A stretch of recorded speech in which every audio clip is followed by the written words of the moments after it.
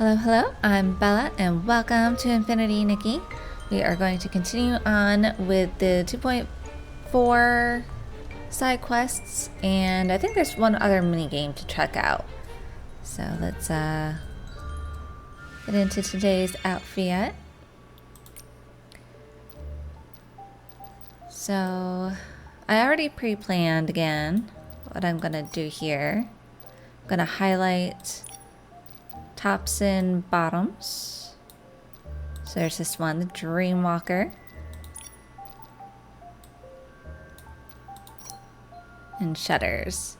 I figured I'd do like a sporty schoolgirl look.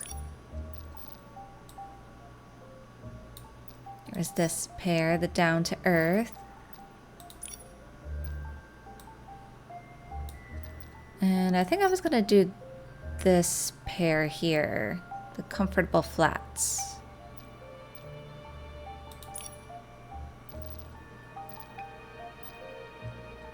For hair accessories. Oh, that's right. I think I was gonna skip these and do a hat here. There you go. Bestseller's crown.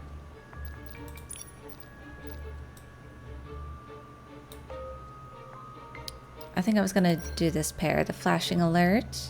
Kind of goes with the gold on the hat.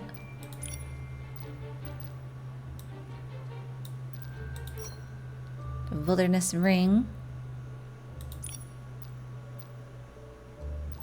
Since you can't really see the wrists, I'm gonna skip that. I already kind of got a choker. I'll skip the gloves. Usually skip eyewear. Everything else I'll skip for that.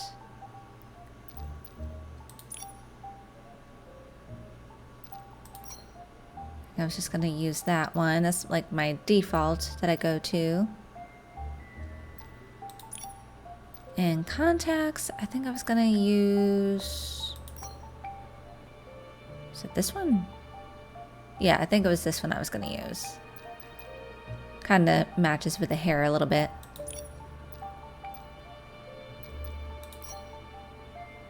So either that one, I think I was gonna go with this one, the pink cloud. Alright, I think that's what I'm gonna do here. And I'm gonna skip the Eurekas. That's right, we unlocked all these. Now we gotta do the Colosseum trial. Alright, so always start with the hard.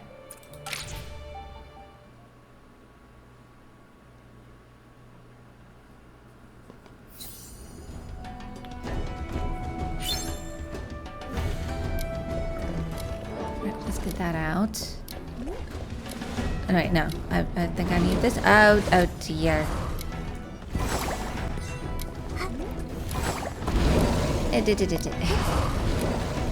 Mr. Behemoth, why are you here?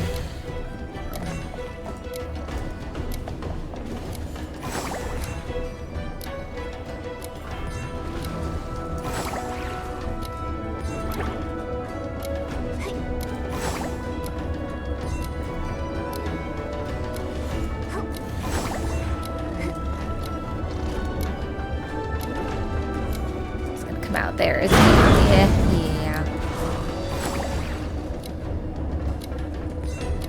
Remember these gears. Oh, there he goes. He's running. Oh. Was not ready for that. He just be making a mess. Look at him going.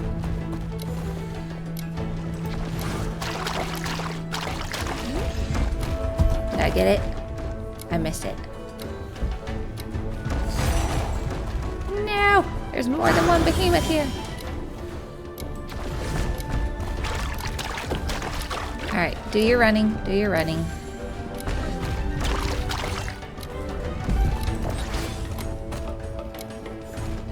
This would be a big haul.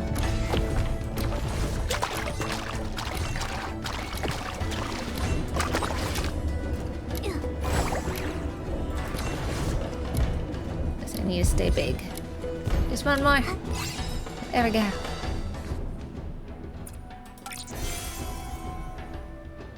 Ooh, is that? No, I have that one. Alright. That's right. I need to go to the shop there. A couple things to collect here.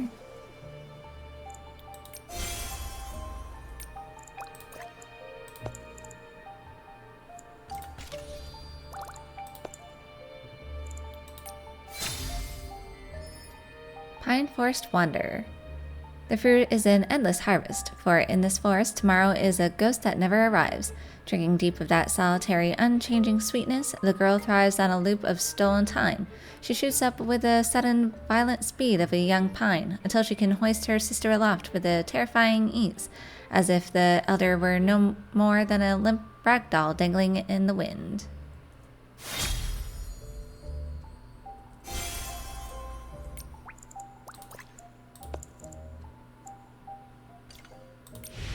I'm not a huge fan of that outfit, but hey, if I get it, I get it. Alright, we gotta go outside the forest for that one. It's a new story here. An exclusive quest. Courage in full bloom. Get an outfit.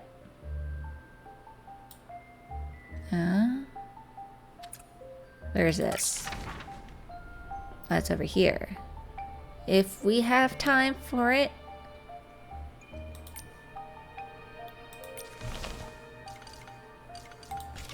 Still need to do this one. I think this one's permanent though. You got a limited time for the reward. But I believe this is the Momo Grow Stronger is permanent.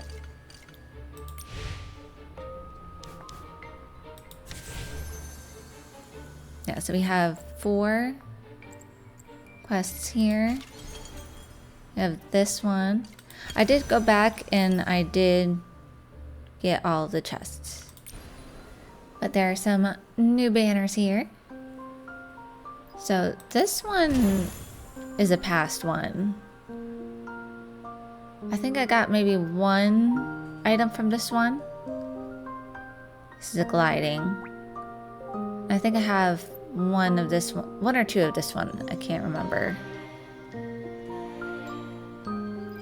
So I can continue on. I'm not a fan of this one though. I have this one.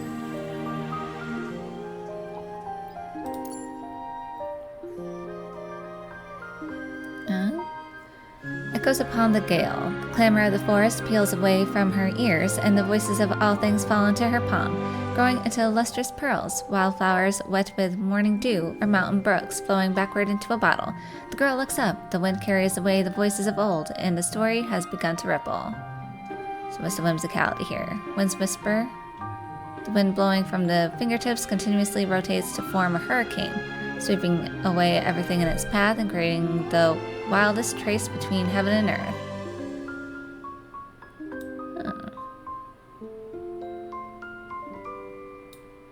Oh, you got the accessory hanging down. It's got like little white feathers.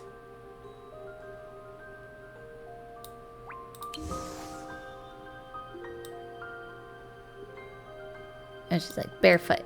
There's no shoes. I guess that's considered the shoes. Huh? There you go. It's like a dream catcher. It's more visible.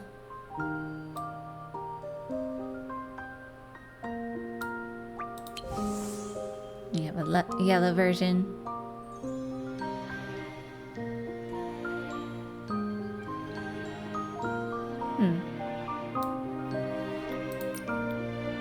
Doesn't blow me away. There's this one. I don't remember this one.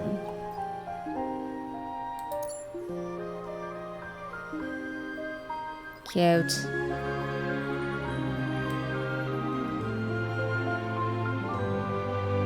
I know it's giving me Glinda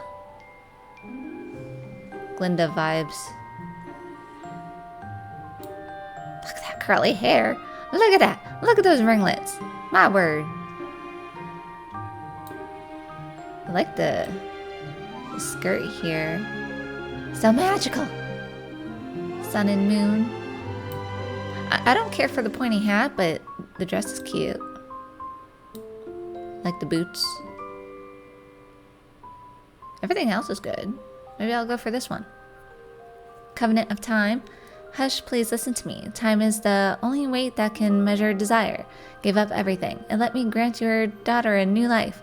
But why do the screams from the depths of your soul entangle me so? As you wish, the price has become the warm embrace of a monster. Transforms create sun and moon invite, whimsicality. The clock hands turn and time gently stirs. Day and night alternate. The sun and moon revolve, yet all seems to be held in this moment.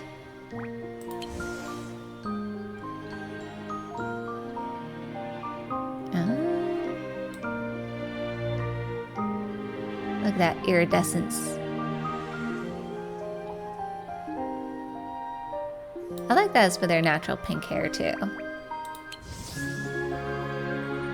A green version.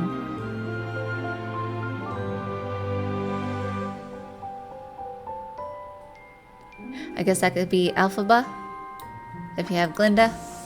Well, although Glinda was more pink, but it was the blonde hair.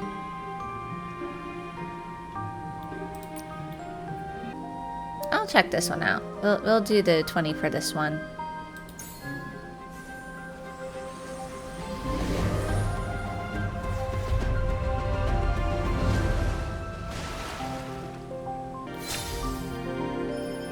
The new daughter. The deathly pallor fades from the girl's face, and her sudden, piercing cries send the swamp into a frantic shiver. It sounds so much like a child's plea for its mother, yet it rings through the woods as a herald of new life. Why does the forest tremble? Is it the cold touch of fear, or the heavy ache of pity?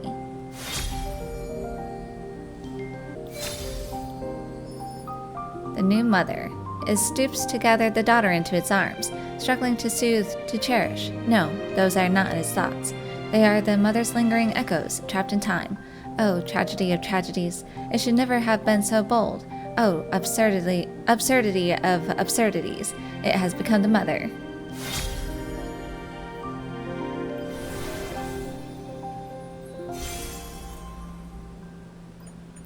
Alright, let's go for one more.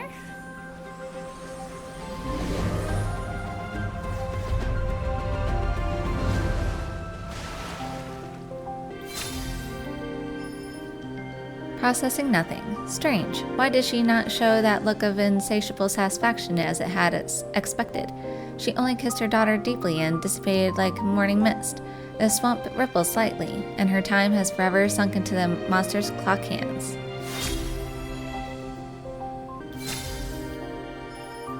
End of the mist. There are always those people carrying their long stretches of time, walking and walking, letting their souls be stained with mud and frost, letting their robes be worn through by mist and miasma. They come before the monster and offer their time to fill a void of vanity and greed. I got the hair.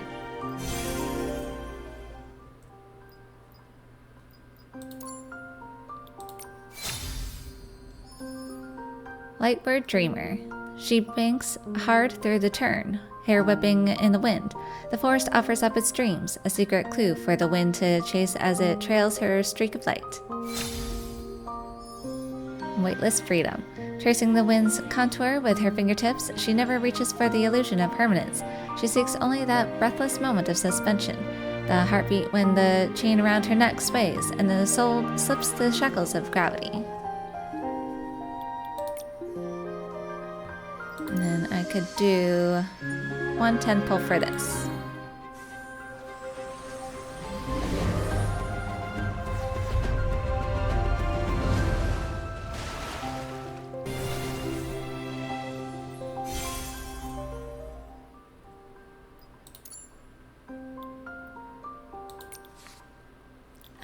Makeup, I think it's just one more left here.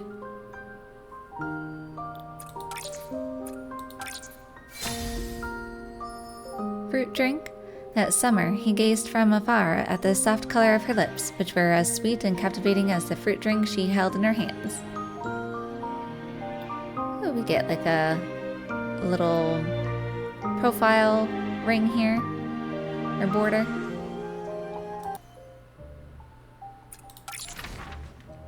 Yes, let's come over here.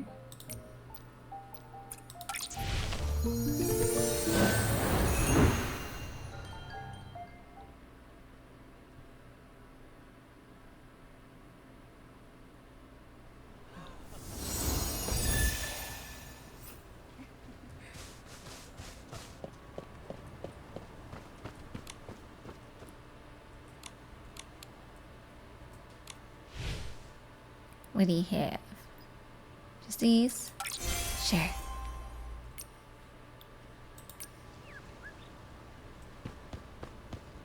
Okay, there's some people over there. I can't remember if they're regular. Okay, there's a quest there. There's one over there, I think. Wait. Okay. 1, 2, 3, 4. But then you have these over here. So are these separate? Are these different? Let's see. What was I doing? It was here. This one's in progress. Okay, that's over here.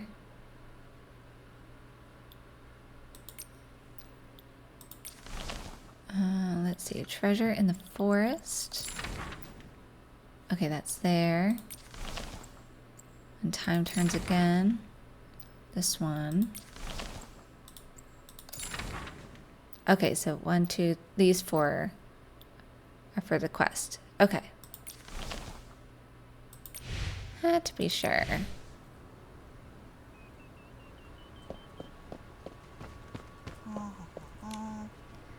Those Esslings are so scary. I politely asked them to let me through, and they just glared at me.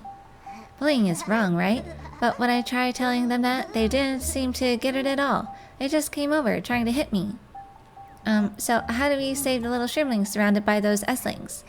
I don't know either. If only a super awesome shrimling could chase them away. That little shrimling must be so scared, alone in misty forest. Rescue the shrimling. What's this one over here, though?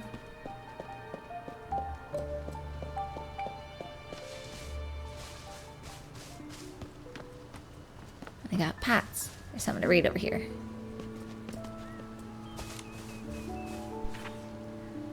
A diary before creation's departure. I feel as though I've suddenly jolted awake from an incredibly long nightmare.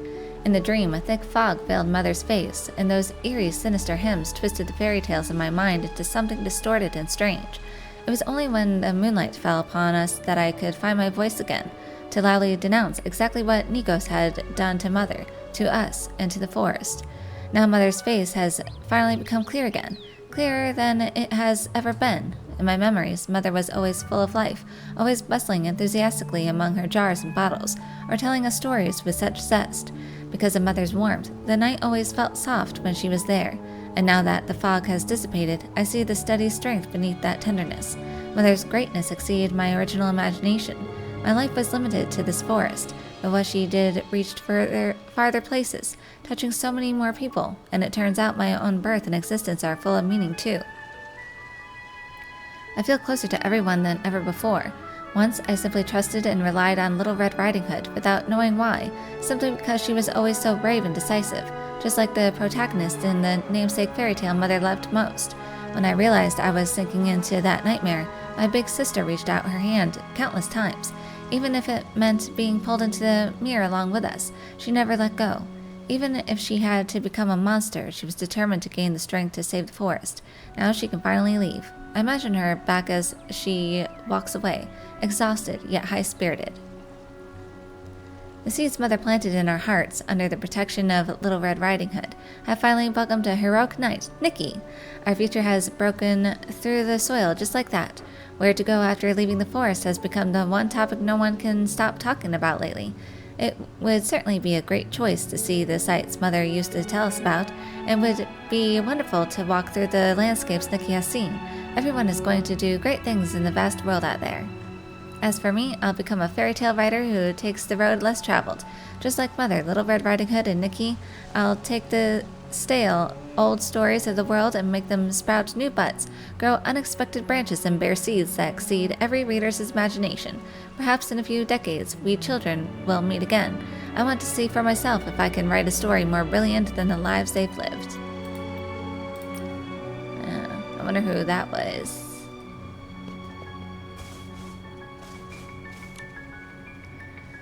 Chiagaga, my head's still kind of spinning. Same here, Chiagaga. When do you think we'll feel better? I've been dizzy for a while now. I'm too scared to go back into Misty Forest. Huh? Did the dizziness start after you went into the forest? Yeah, we heard the thorns and the mist were purified by you, Your Excellency, and that the forest isn't dangerous anymore, so we wanted to take a look. But for some reason, as we wandered through the forest, our heads grew drowsy. The cycle may be over, but the thorns haven't fully faded yet, and the forest residents still need time to cleanse the last traces of miasma. Shroomlings are close to nature, so you're probably more sensitive to contamination. That's why you feel unwell. Maybe wait a while before going back in. Oh, that explains it. I already feel less dizzy just hearing you say that.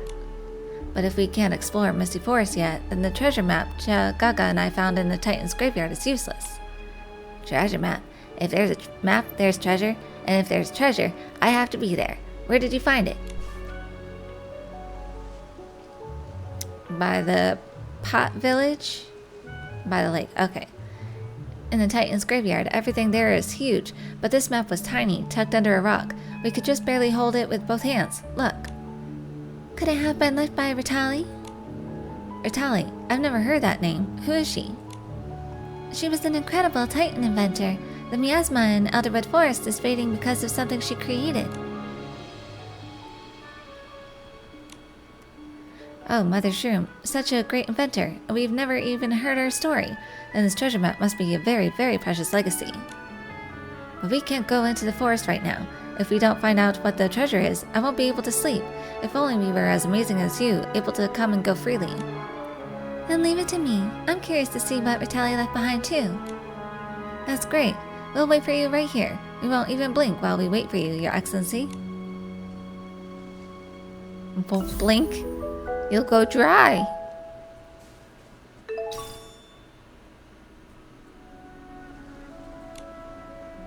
Your Excellency, please be careful. We'll stay right here and wait for you. Okay.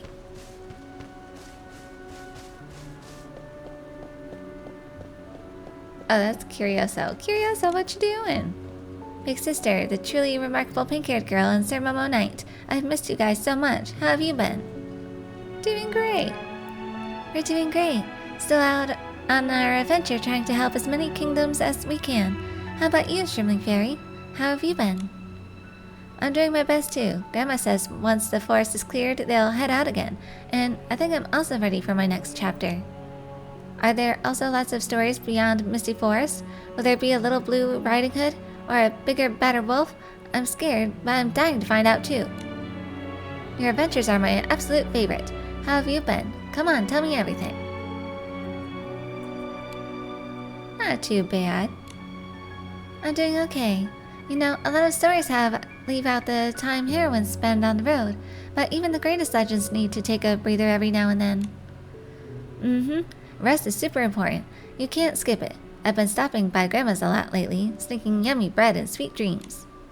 Grandma tells me the best bedtime stories. Red shoes breaking the king's table, swans with flaming wings sweeping the royal advisors into the air, and white snow bringing the villain to justice with a magic mirror as her witness. Your adventures are my absolute favorite. We miss you too, but we've got a few more things to take care of for now. Oh, I see. Just like the heroines in my book, always knowing exactly where to go next. Goodbye. See you next time. The little blue shroomlings are cute. No, I haven't collected a crow in forever. Mr. Mr. Crow, do not fly away, please.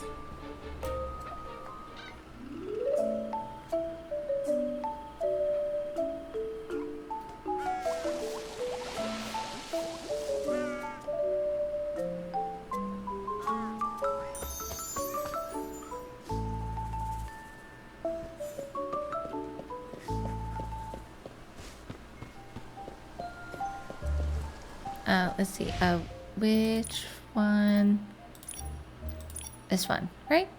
Rescue the little shroomling? Over here. Okay. Off we go!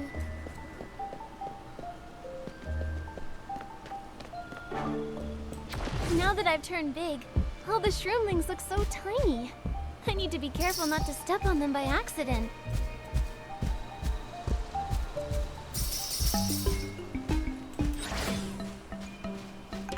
There's the rebellious girl. Okay. Let's kill these enemies.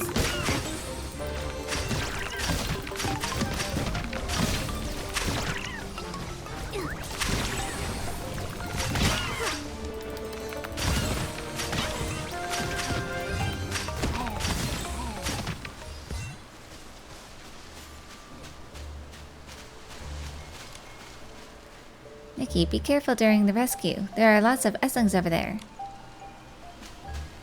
Nah, I'm good. I'm good. Defeat the Esslings. Uh-huh.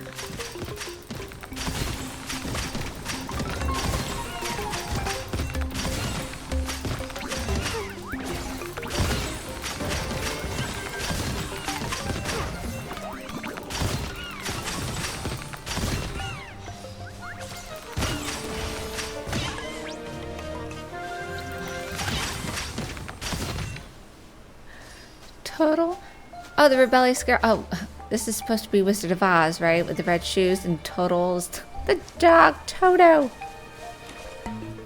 Excellency, your Meowliness, I'm Total. I am most grateful for your assistance. Huh, this little shroomling sounds just like people in Lin.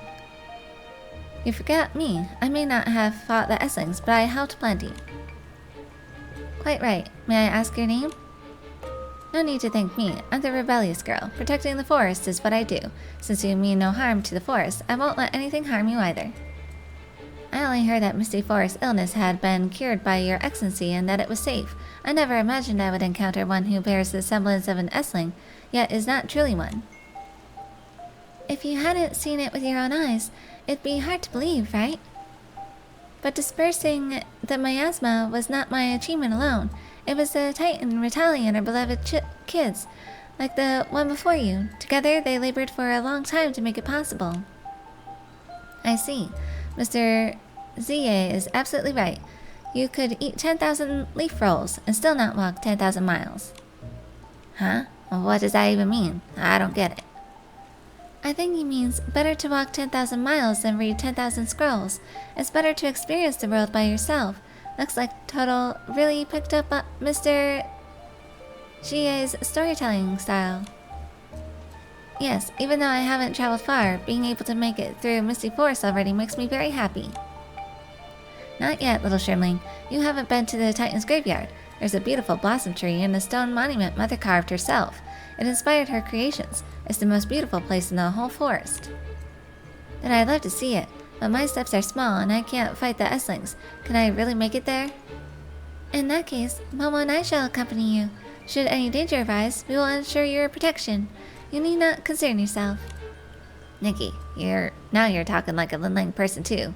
Then I shall gladly accompany you.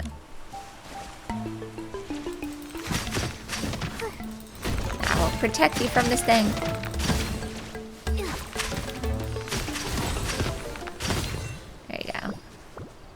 This way. Follow me!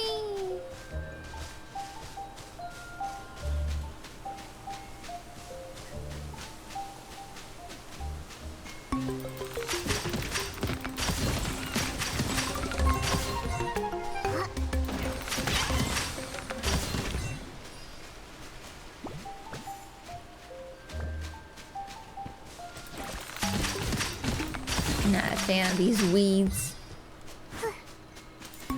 They're natural to the forest.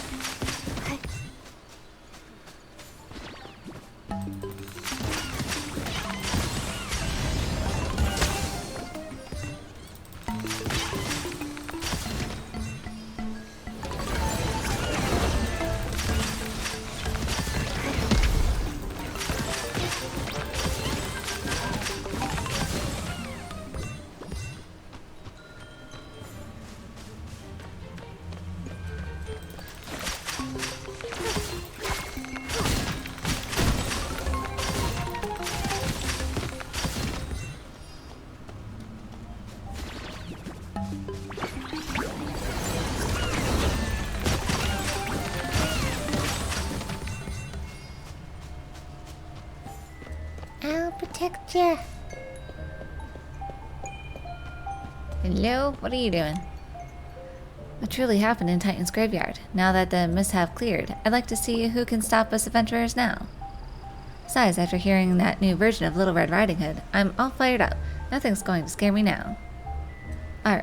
Are we doing this? Wait, I'm going first. Yeah. I gotta see if I can fight that guy. The scavenger. Gotta interact with that thing.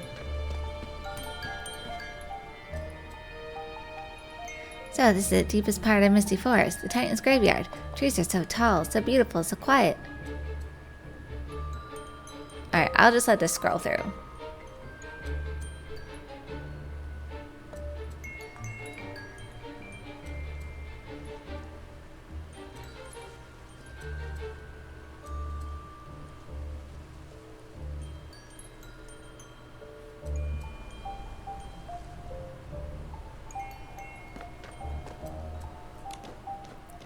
I just struck a really cool pose. Can't wait to see the photo. Alright, take a group photo of Nikki, Total, and Rebellious Girl. And the blossom tree. Okay. Take a photo. Let's see,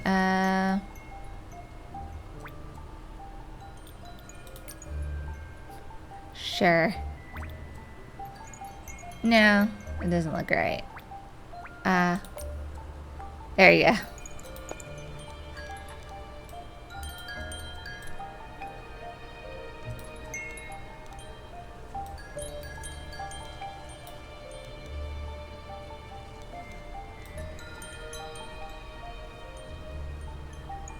I guess that's good. Sure. Good enough.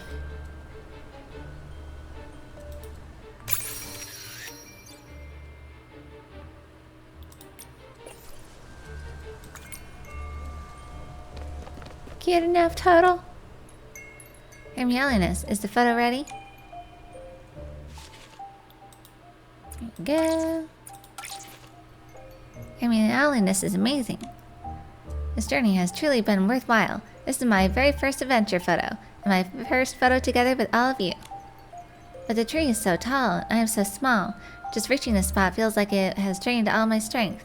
The place Mr. Xie called Ling Ling. How far away could it be? As long as you keep moving forward, it won't seem so far. You might be a tiny shroomling, but you have a heart that longs for distant places and to see them with your own eyes.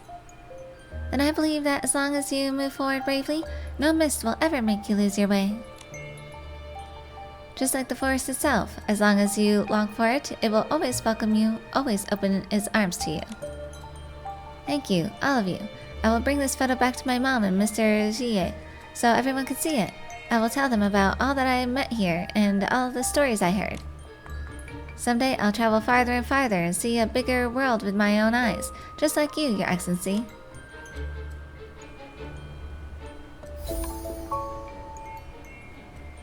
Yay! Alright, let's, oh, here's something to read. The Sleeping Daughter. The Queen of the Forest finally gave birth to her most cherished daughter. 12 powerful wizards arrived to offer their congratulations, bearing precious gifts, virtue, wisdom, and talent. They bestowed the very best of everything upon the princess. One by one, they stepped forward to present their heartfelt blessings when suddenly a black-robed wizard burst into the palace. He cried out, "How could such a beautiful flower not be an ornament for my hat? I hereby curse her to wither upon reaching adulthood. Of course, she may escape this pathetic fate, provided you declare that her beauty exists only to grace my crown, that she and this kingdom shall both belong to me."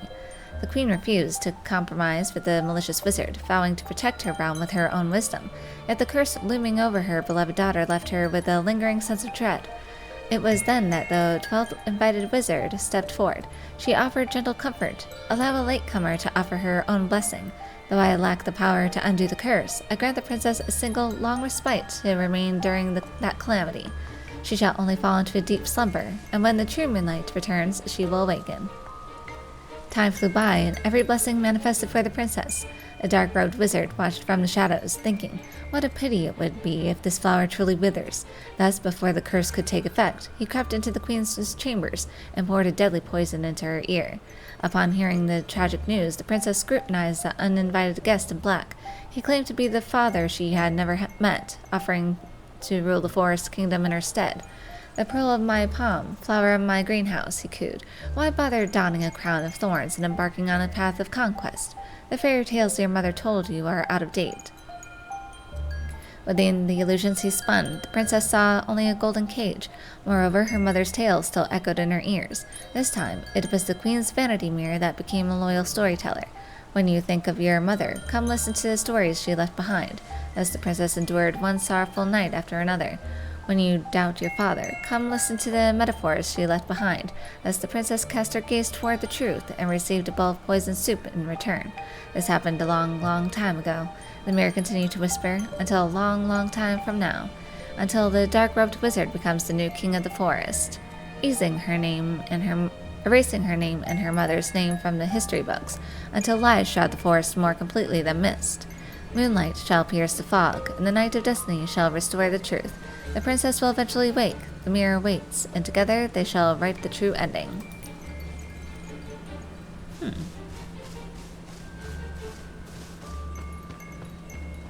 Any other stories nearby? Not that I see. Alright, this guy. Hello, buddy. Yes.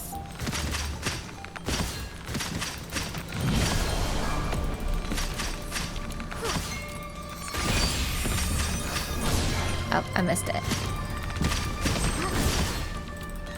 Did I run out of stamina? There we go.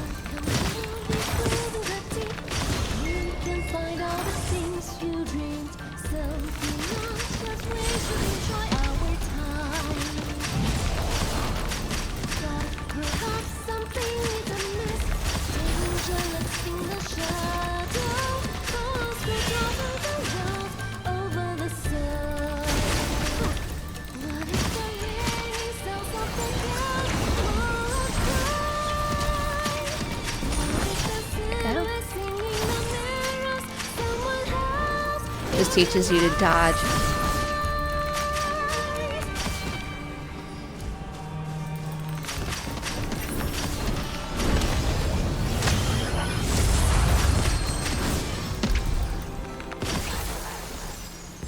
Got it. No reward?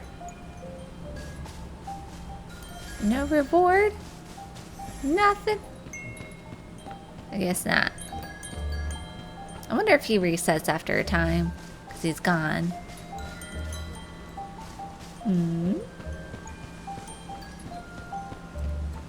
Alright, so, where were we going?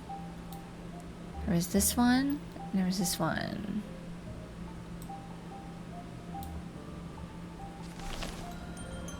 Let's, check our quests here. This world.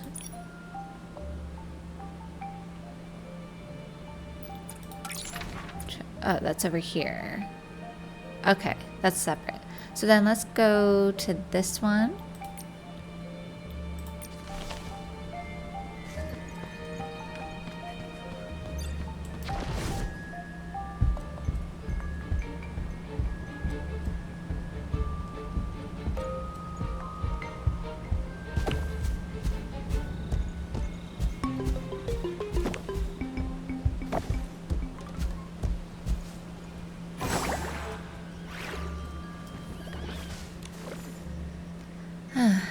find the key evidence of this female Titan's existence, but... Adventurer Nikki, if I told you that a brilliant female Titan inventor once lived in Misty Forest, but every trace of her existence was erased, would you believe me? Of course. Of course. I'd also believe she was wise and brave and used her creations to protect the forest. I'm not just telling a fairy tale. I can't prove it just yet, but I'm so grateful you believe me. But besides this broken mechanical clock, what other key evidence can I find to prove my theory? Actually, Tenovia, the female Titan, really did exist in Misty Forest. We learned her story by a stroke of luck. No wonder. This clock is different from any Titan mechanical relics I've ever unearthed. It's been modified by a power that carries the essence of the forest. I've scoured the historical records and found mentions of this strategist Nikos, who was an expert in this field, yet while serving the Titan King, his actual contributions never matched his reputation. So I came to Misty Forest, where he once traveled to do some field research. That's when I discovered a female Titan who had lived here first. Nikos actually came after. Nikos shamelessly stole Lady Vitali's creations to take credit with the Titan King. In truth, he didn't understand the mysteries of nature at all. The way I see it, this clock powered by the forest could only be the work of Lady Vitali. It's a pity the clock was sabotaged. Its power has nearly faded now, but it's okay. With the information you've given me, I could find other relics, write a detailed paper, and make everyone know the truth. Wait, I want to try and fix it. Repairing this clock isn't just for history buffs. Every item Lady Vitali left behind means the world to her children. You're right. I know a well-informed adventurer who might know how to fix Titan mechanics. I was planning to try my luck with her after finding more evidence. Leave it to me then. I'm usually quite lucky. Great. That adventurer is usually around the entrance of Misty Forest. She has a shrimpling assistant who's quite hard to miss. Then I'll start drafting the paper. I've decided you'll be on the first line of the acknowledgements, Nikki. No, wait. I should make you the co-author.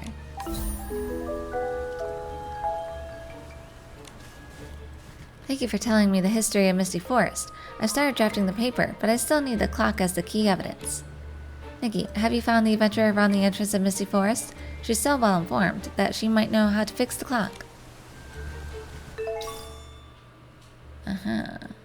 Alright, well, before I go into that one, I'm gonna find the treasure in the forest.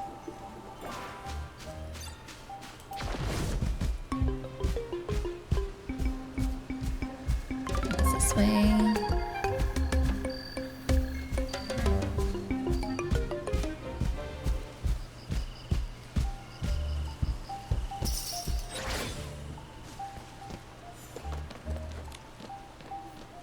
Curioso found the story of Little Red Riding Hood in the forest. If we just follow the forest footprints, we can find plenty of pots too. Stories that never ever end. But my shrimp cap already feels so heavy and tired, and I haven't seen even a shadow of a pot. The stories are on the pots. Curioso said so too. Could every pot here be engraved with a fairy tale? A Titan left these pots behind. They have beautiful pictures and big bold words on them. Curioso's pothouse is engraved with Curioso and Mumbles. Pothouse has Mumbles on it. We live inside them. The title protects our shrimp caps, and we use the story characters as our names. The Titan who made these pots and engraved the fairy tales on them was Vitali. She was a great artisan who was both gentle and brave. Vitali. Now that sounds like a powerful name. We want to collect more pots and listen to Mumbles, the best storyteller. Tell the stories on them. We'll fill our storybook with all of them. This feels just like being tucked under bed covers and telling stories at night. Let's help out. Let's work together. The pots with the stories on them have beautiful drawings. Everyone search together. Once we find them, we'll come back and join the Forest Story Club.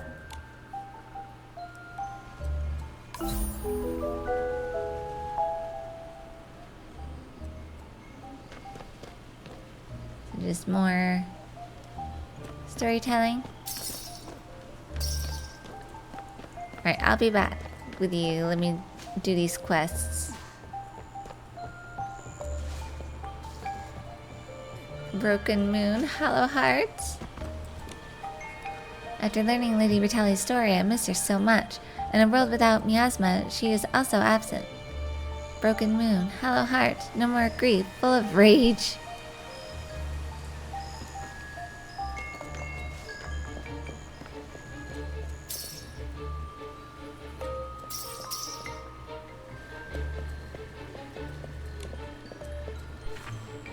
The Red Shoes. The new king of the distant realm decreed that all children must wear identical black clothes and black leather shoes for their coming-of-age ceremonies.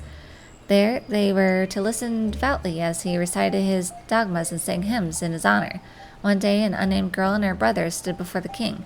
"Child, do you believe in all that I say? Can you sing the anthem that everyone knows?" the king asked, following his cold routine. "Your words are pleasant to the ear, but they are the exact opposite of the fairy tales my mother told me," the girl replied. "You forbid children from wearing vibrant colors and dancing freely. You command us to sit in silence and sing your praises. That goes against our very nature." The king grew angry, and his black robes billowed like storm clouds. Like Severus Snape? Not getting Severus Snape there. The other children, trembling with fear, tugged at the girl's sleeve, desperate for her to stop her rebellious talk. "Rather than believing your words or accepting the life you've thrust upon us, I would rather be a child who makes my mother proud," the girl persisted stubbornly. "My mother will give me my coming-of-age gift, a pair of shimmering red shoes, more vivid than any flower." The king turned to her terrified brother. "And you? Do you also refuse to submit to me?" The poor boy shook his head, whispering urgently to the girl, "Quickly, go find your gift. The king has hidden it away. Mother said you are the child who can resist injustice. I'm too obedient, so I place all my hope in you." The girl fled. In his rage, the king cursed her to dance forever, never stopping for a single moment. People often heard her crying out, "My gift! My coming-of-age gift!" Even as she performed those frantic forest steps, she never abandoned her cold, calculated search. Finally, she found them, the bright red dancing shoes, dyed with her mother's secret herbs. The moment she stepped into the shoes, the frantic cursing movement ceased. Instead, the shoes provided her with an inexhaustible power, the power to run, leap, and strike back. She sprinted into the depths of the forest, vaulting over the thickets of thorns, and with a final decisive blow, she shattered the king's lies and brought an end to his tyranny. She pulled her kin from the nightmare. Never again would they recite a single line of dogma the king had fabricated.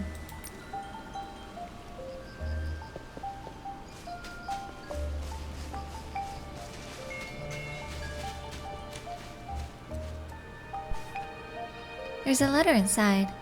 Song of the Forest 1. Once upon a time, in an ancient forest, there was a mysterious legend. At the heart of the forest lived a talking tree. One day, a fairy learned of this legend and burst into sorrowful tears. "Why are you crying?" asked its friends. The fairy said, "There's only one tree left in this forest that can talk. It has no other trees to talk with, sing with, and play with. How lonely must it be? We live in the same forest. Can't we be friends?" So the kind fairies decided to find this ancient tree. They set off in a neat line, stepping on fallen leaves and climbing over forgotten clay pots. Step by step, they bravely ventured deep into the forest.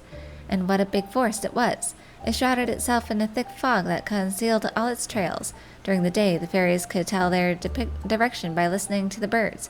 During the night, when the birds slept and the forest fell silent, the fairies were lost. "How about we all sing together?"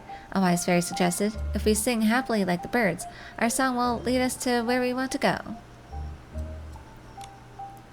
It looks like the start of a fairy tale, but where's the rest? "Mama, remember? Ritali loved fairy tales. She must have left this for a reason." "Sing happily like a little bird. Alright, I'll try singing and see if it leads us somewhere." Look, the path seems to be guiding us. Let's follow it.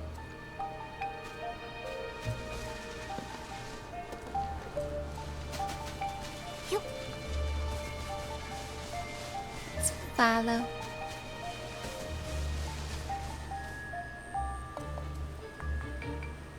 Dirt mound.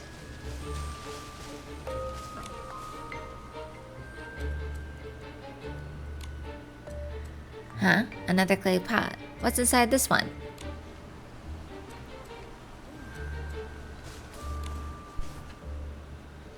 There's a new letter inside. Song of the Forest 2. And so the fairies began to sing. Their song slipped into the fog like the wind and lit up the concealed trails like lamp blooms. On and on the fairies sang and walked until something amazing happened. They heard a gentle response in the distance. It was a voice far deeper and older than theirs, seemingly coming from the sky and the earth. Every leaf and dewdrop resonated with it.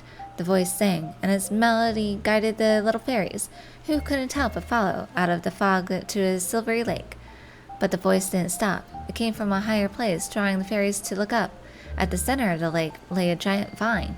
The vine extended into the sky, stable like a green, glowing bridge. One by one, the fairies climbed up, careful but without fear, where the vine felt strong and soft. They kept climbing higher and higher until they could touch the low-hanging clouds. Then the fairies finally realized. And then what? What did the fairies discover? Don't rush. According to the last clue, to find out what happens next, we have to climb this vine ourselves. The story says a giant vine grows by the lake. Momo, let's look for it. It's over here. Who's gonna attack me? The last thing, so.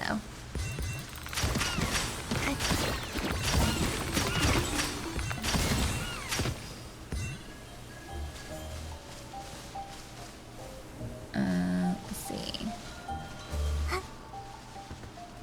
Let's climb up. That's over here.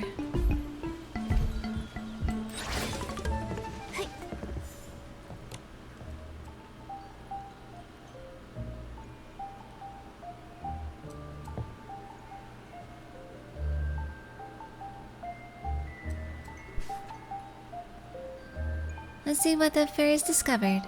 Song of the Forest 3. It was then that the fairies finally realized. It was no vine at all. Instead, it was the arm of a titan. It turned out that the talking tree in the legend was the last titan in the forest. She loved the forest so much that she chose to stay when all her friends left. She watched as the sun crawled above the branches in the morning and sank into the lake at dusk. She watched as the stars lit up one by one. Time slowly passed. Green vines crawled up her shoulders. Flowers bloomed in her hair. Moss gently covered her arms. She became like a sturdy tree, blending into the forest. The titan lowered her head and said to the fairies, "It was your song that brought me to you." It was the purest, most touching melody she had ever heard. It was friendly, warm, and spirited, so she couldn't help but hum along, guiding the fairies, inviting them to her side. From then on, the fairies sat on her broad shoulders and lay in her thick palms as they listened to her beautiful fairy tales and wrote new ones themselves. The great big titan and the tiny little fairies became good friends who shared their love for the forest and a life of happiness, protecting the forest together ever after. Congratulations on finding this place, smart and brave little fairies. Time has flown by, and we've shared so many fairy tales here already. Every night, when we sit shoulder to shoulder, I think about how warm and beautiful our own story is. Isn't it just like a fairy tale? It deserves to be imagined, written down, and remembered forever. But this isn't the end yet, because our story hasn't ended. This time, I want to invite you to write its ending together. I wonder at what time will you find this place? Perhaps it will be dawn, or perhaps dusk. Either way, I'm in no hurry, because the white clouds, the red leaves, and the black roots will be waiting for you patiently. Whatever the moment, they will always be at their most beautiful. What makes nature so amazing is its respect for time and its love for everything. Thanks to you, I realize that. Forever your friend, Vitali. I get it. Alright, I'll just let it scroll. Okay, sometimes it scrolls on its own, sometimes it stops. Okay. I get it. This isn't just a fairy tale. It's an adventure game. Momo, remember? Little Red Riding Hood mentioned that Vitali was friends with the Shroomlings. Right, and that way the treasure map, unlike the Titan's other things, is small enough for Shroomlings to read. Yeah, using a fairy tale as clues to guide Shroomlings here. I think this was a game Vitali designed just for them. I see. But why are the pots still here? Maybe Vitali's Shroomling friends never found them before she... Or maybe they already finished the game. Maybe they once admired the view together, shared fairy tales, spent a wonderful day here, and then chose to leave everything as it was, placing the map and pieces back into the forest. That way, other lucky creatures could join the game too. They could follow their story and see the white clouds, red leaves, and dark rocks, just like we did. Not just Shroomlings, anyone who loves fairy tales and cherishes the forest. We're all players invited by Vitali. As long as someone enters this forest and wanders about the story, it will never truly end. That's beautiful. Let's go tell Chagaga and Chiagaga. They'll never guess what the treasure map really pointed to.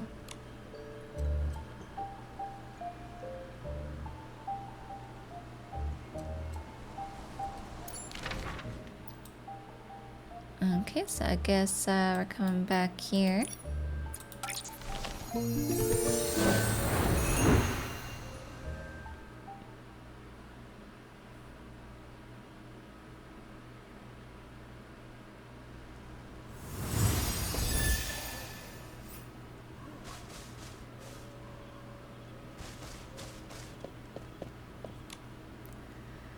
Have you noticed that Sabrini's shrimpling assistant has been sticking to her like glue these past few days?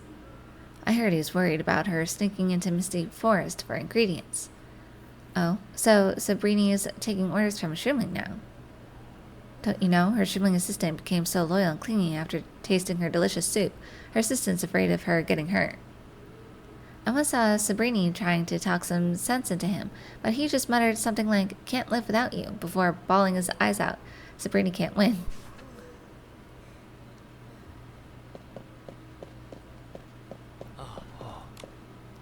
Sabrini is always standing on top of the vine. It's been days since she last made soup. Ah, I miss the taste of hot soup. She said she was doing some treetop reconnaissance, and that she'd go into Misty Forest to get all the ingredients she wanted once everything's clear. That means we'll be swimming in fresh soup soon, right? Also, I figure we'll be hearing lots of stories of what's going on in the Misty Forest.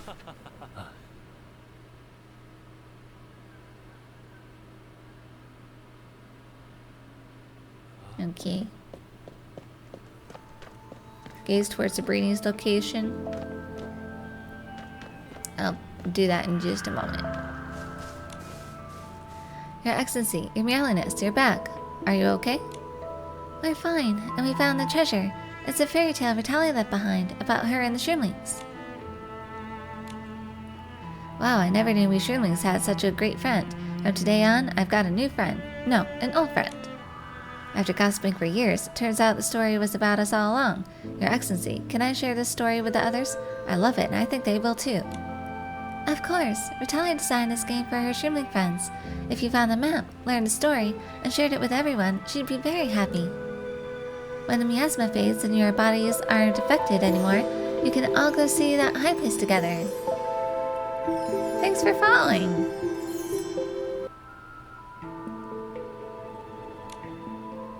See the vast sky and the giant trees. See the stories from long, long ago. Yeah, even after 1,000 years, some things never change, like this forest scenery and the bond between Vitalia and the shrimpings. Alright, one complete. Alright, so we got these two. Is it this one? When time turns again, gaze towards Sabrini's location.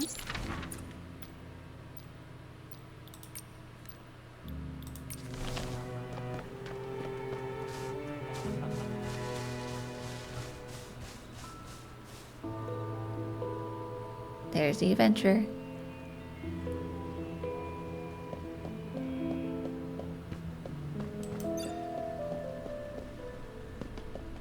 They're up there.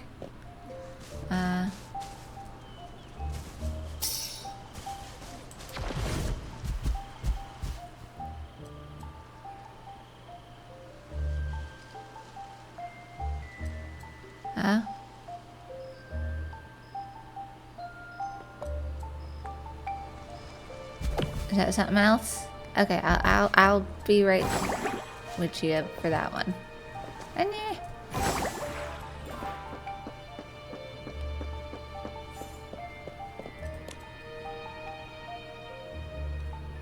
premium ingredients often grow in the most difficult places. Sorry, I was daydreaming about the ingredients in Misty Forest. So what brings you to Sabrini, the know-it-all of the adventure team? Is there something you need to know? We want to repair a mechanical clock left by the Titans. We were wondering if a world-traveling adventurer like you might know how to repair it.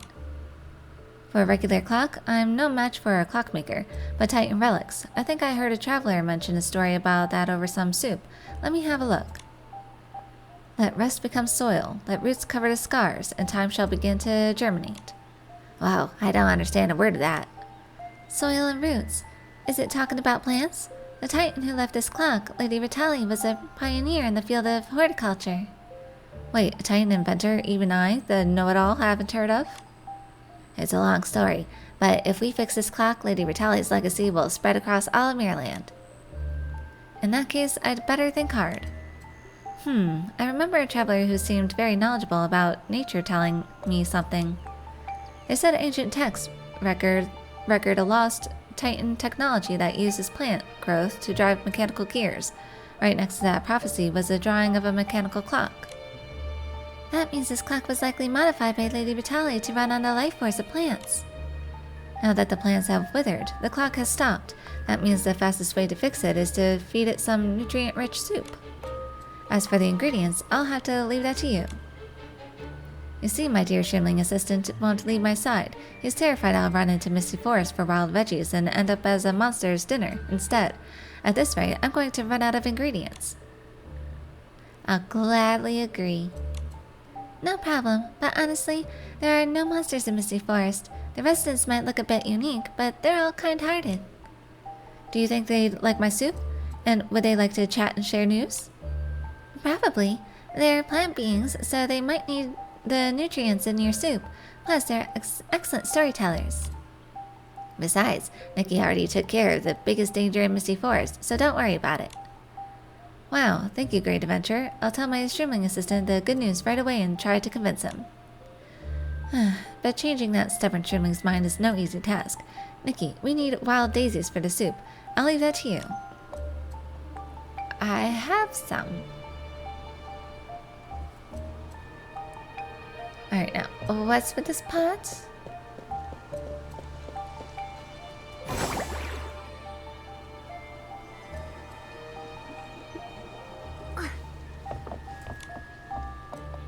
In the end, the pink-haired girl conquered the difficulties in her path and found the treasure pot hidden on a massive stump. I'm going to name the story Nikki's Smart Pot Adventure. This pot is just like the little shrimplings described. It has vibrant drawings and neat, exquisite writing. Vitali is truly amazing, making such exquisite pots and writing so many wonderful stories. If it weren't for that villain, Vitali's achievements wouldn't have been erased. At the very least, the pots she left behind will still protect the shrimplings. They live in her pots and read her fairy tales. Her stories will continue to live on in the forest. Exactly. Everyone in the forest will always remember her. Let's head back to the Forest Story Club and look at the stories Vitali wrote with the shrimplings.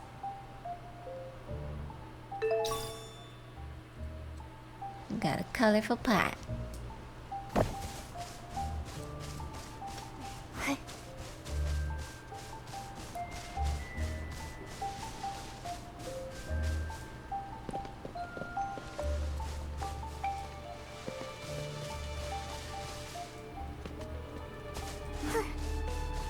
Oh, there's the bunny. I see the bunny. Don't run away, bunnies.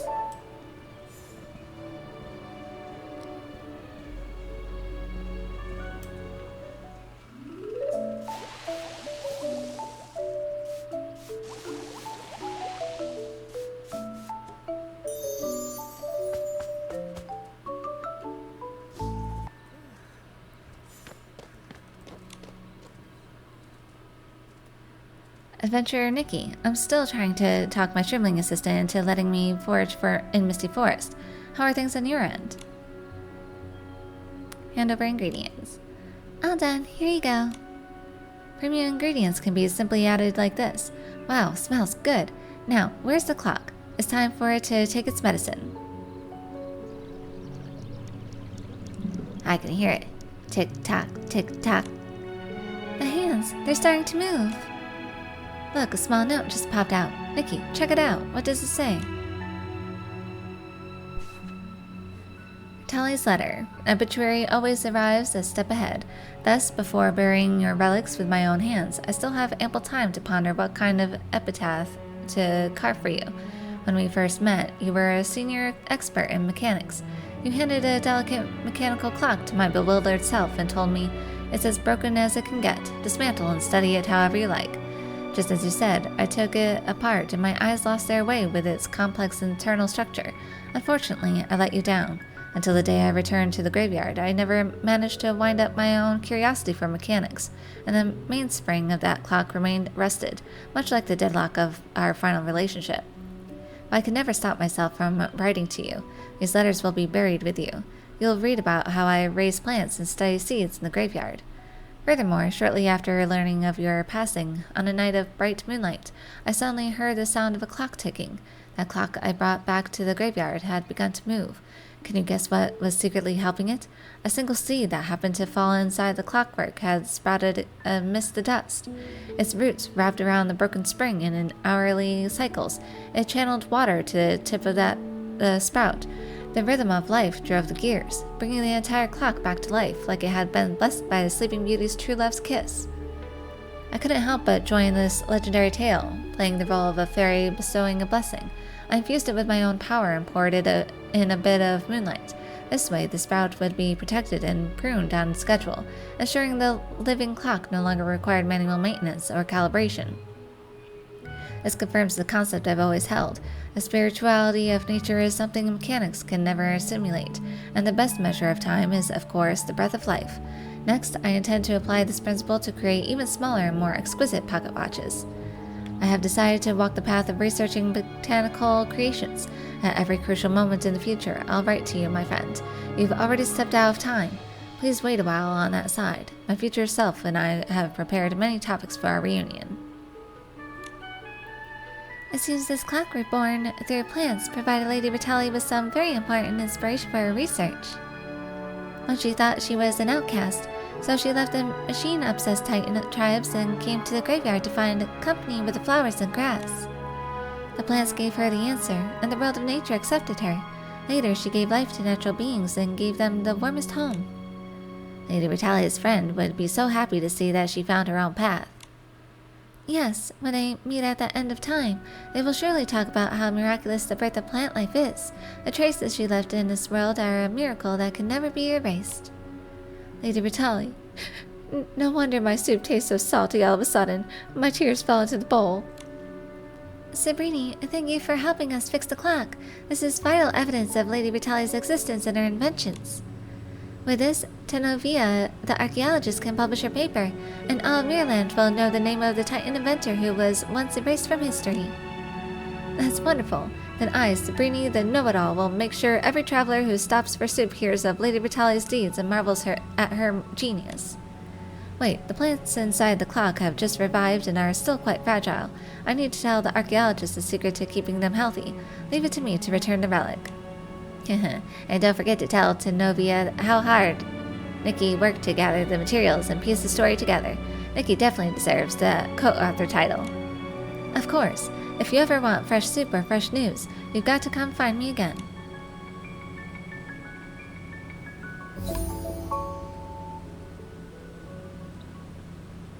Complete.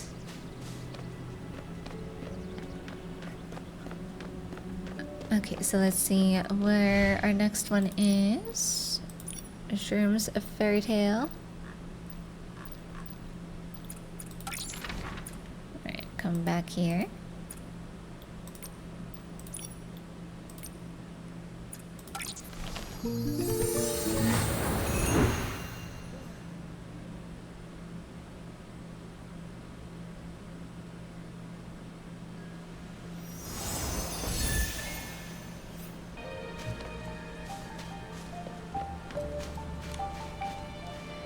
You've returned. We found the shards, but the stories on them aren't clear. Don't worry, we found a colorful ceramic pot. It has both pictures and words. Maybe it'll be a good story. I'll tell the story. The pot starts just like every fairy tale. Once upon a time, a princess dressed in finery, woven of gold, set out from the capital. Bearing the mission of her kingdom's survival, she was sent toward a neighboring land with lavish gifts and a white horse. Eventually, she reached a border, a place where her light of authority could not reach. Night veiling her from form and mist clouding the princess's eyes. Her handmaid put on her finery and posed as the noble princess. While the neighboring prince danced with the handmaid, the true princess walked the wilderness in tattered robes. No one knew that the deer herder once wore a magnificent crown. Wow, the handmaiden actually pretended to be the princess? What happens next? What happens? The plot stops there. As for the ending, I don't know either. Since this is a story club, why don't we complete the ending ourselves? I'll go. Maybe the ending is like this. Her shabby robes could not hide the princess's brilliance. One day, while out on a journey, the prince met the deer herder and brought her back to the castle. The princess's beauty exposed the handmaid's false identity. The villain was punished, and the princess and prince lived happily ever after. But this ending makes me feel empty. Nikki, have you thought of any other endings? Ratelli once wrote of a brave little Red Riding Hood and a grateful gray wolf. I think if it were her, the story might end like this. A warm and healing ending. Thus, the princess disguised as a deer herder set out under the cover of night. Casting the old minister's sighs behind her, she ran toward the households that lay under the kingdom's rule. The old minister sighed. Honorable princess, the people of the neighboring land expect to behold your nobility. Go and dance at the ball, rather than letting commoners soil your robes. The princess shook her head. How can empty vanity compare to a crown woven of laughter? I should go and find dances of joy and tears of pain, places far beyond the glitter of a ballroom. The handmaid put on the finery to dance the empty dances in her place. The princess put on her herding clothes, her footsteps light as dew. She would personally survey the land her mother ruled with her own eyes. The happiness she saw became seeds of responsibility. The tears she saw became the dew that nourished them. On the last day of the ball, she returned to the handmaid's side and put her finery back on. The handmaid listened to her stories, her smile shining brighter than jewels, not for the dance with the prince, but because she knew their kingdom would have a great monarch. I like this story. Listening to your ending makes me feel all warm inside too. I like it.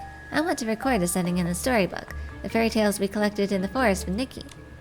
Then let's call it Shroom's Fairy Tales. Nikki's name must be written in big letters on the front. I'm going to think of different endings too, and then I'll tell you the stories, Nikki.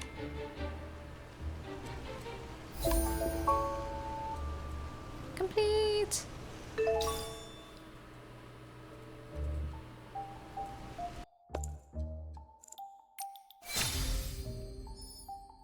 Recording the dawn. The morning light of old days tends to the girl's small braids, only then allowing her to meet the eyes of that familiar yet strange person in the mirror. All things sleep in the sweet past, and only she betrays it, walking alone outside the cage of time.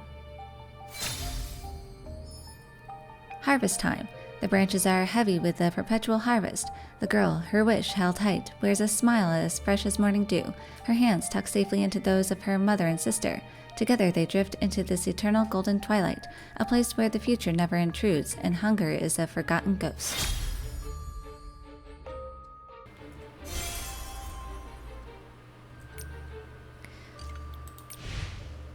Alright, is that everything? I think so. Yep. Got all of those, so now we just have the mini game here. Which is right here. Hello, little guy. Lately more and more Esslings have been wandering outside the village. I can't even go out to look for shinies anymore. Without any shinies, my whole shroom cap is starting to wither. Shinies? What kind of shinies? Shinies! Like glimmer drops or lamp blooms. Those are all shinies. Oh, it's the amazing Nikki and Momo. I have a favor to ask you. What is it? Tell us. There weren't this many Esslings near Pottsville, but ever since those strange thorns started growing in the forest, more and more of them have been lurking outside. I haven't been able to go out and find shinies for days. Before, I discovered a blazing stone that could let out a very, very bright light to purify the Esslings, but now there are just too many of them. A single beam of light isn't enough to purify them all. There are also some shield mirrors scattered around the blazing stone. I wonder if they could be used to purify the Esslings too. I've racked my brain over and over, but I just can't seem to piece it together. It sounds like if we combine the blazing stone and the shield mirrors, we should be able to hit many more Esslings at once. Let me give it a try. Let's chat first. Why do you like shiny things so much? Because shinies just make everything better. When I use them to decorate my little pots, just catching a glimpse of them every day makes my shroom cap unfurl with pure joy. It's also because I love shinies that I found the blazing stone back when there weren't many Esslings. It was thanks to its protection that I didn't get hurt while searching for my treasures. Come to think of it, when I first found the blazing stone, it was covered in fallen leaves and dirt, looking all dusty and gray. Only after I cleaned it all off did I realize it could emit such a dazzling, brilliant light.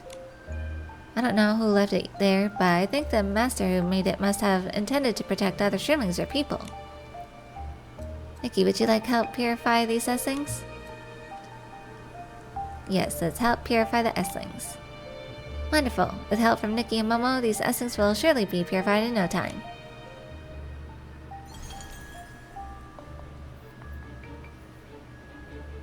Okay, there's 8 rounds. What is this? Okay. Hold to move. Release to place a shield mirror on the field to reflect blazing light. And then click to rotate the shield mirror and adjust the light's direction. Shield mirrors are semi-transparent. When blazing light hits them, part of the light will pass through and split into a new beam. Some Esslings have multiple HP and must be hit with the same number of blazing lights at once to be purified. Some Esslings move around, watch their movement, and place shield mirrors along their paths to purify them. I will give it a shot.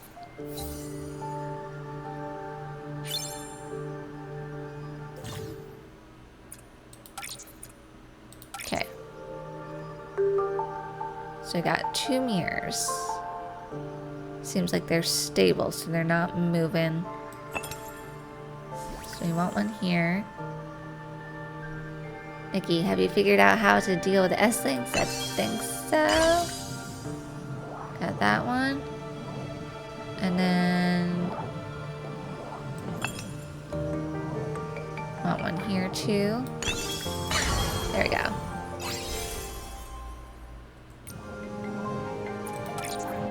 It's just gonna get harder.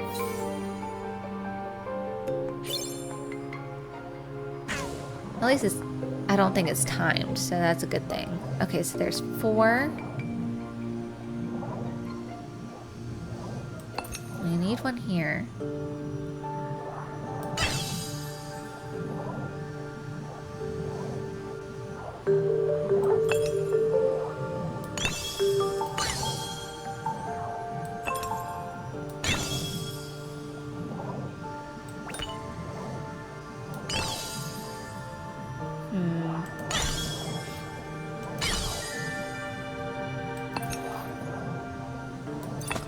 Can't put 2 in the same spot.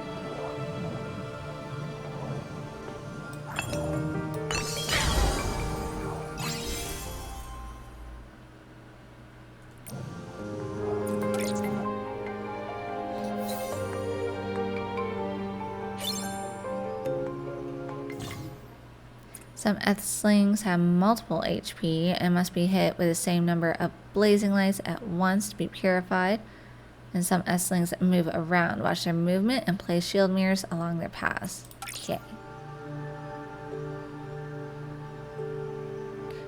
Okay, so this one goes between these 3.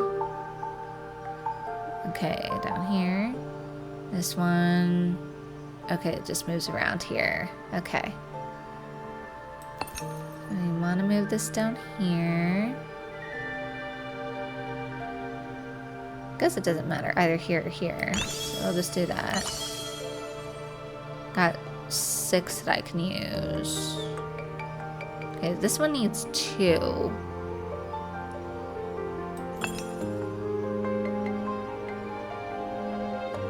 Let's come here. Okay, that got 1. Needs to go here, I think.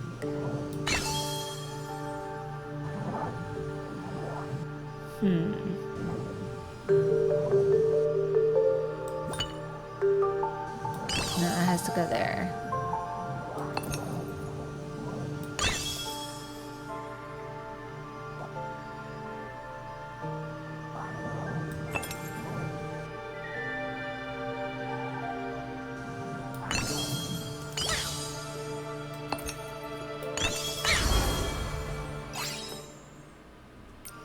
There might be multiple ways that you can do it, but that worked.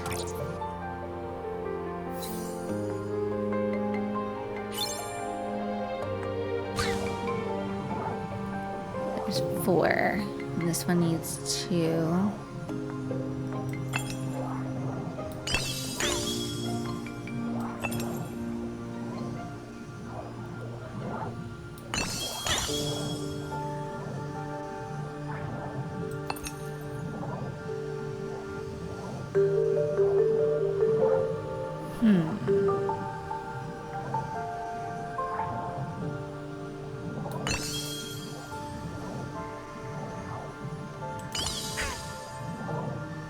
Do.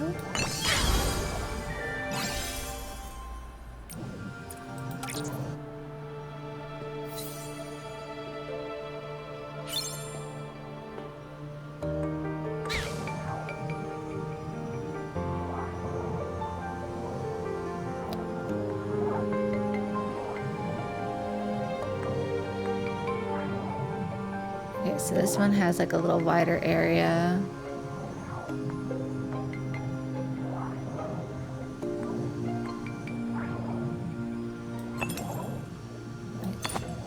Oh, can't put one there. So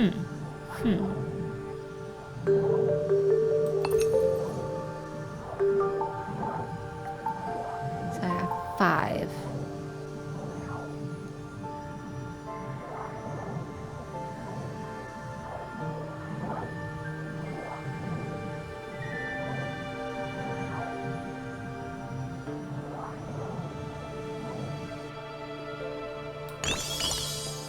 Oh no, there's a boulder there. Okay, is this...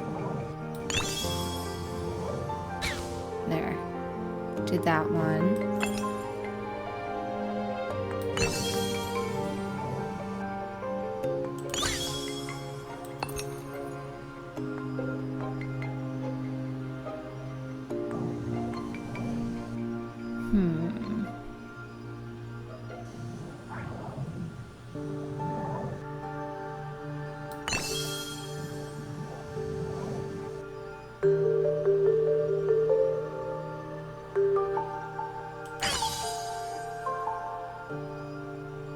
And I got 2 more.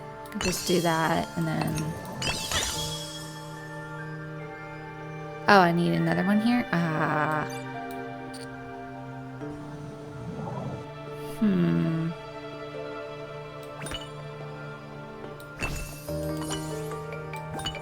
No, that doesn't work.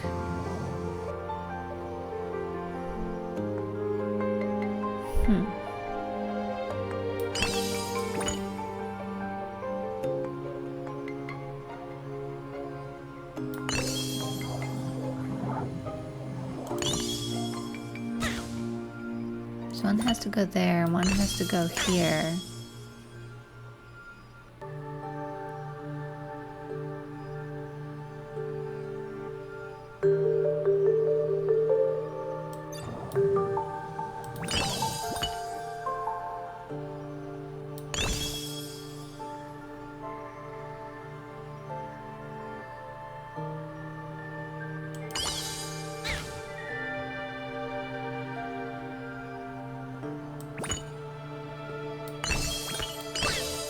Maybe there?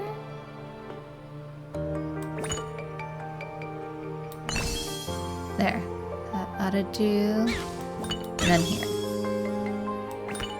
No, it's not gonna work.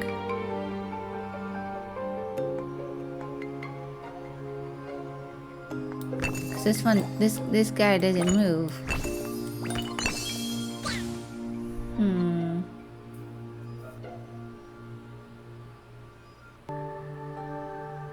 If someone sees something I don't, let me know.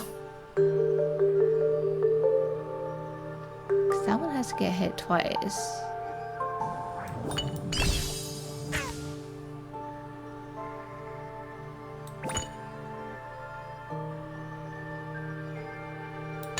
See, it has to be that way.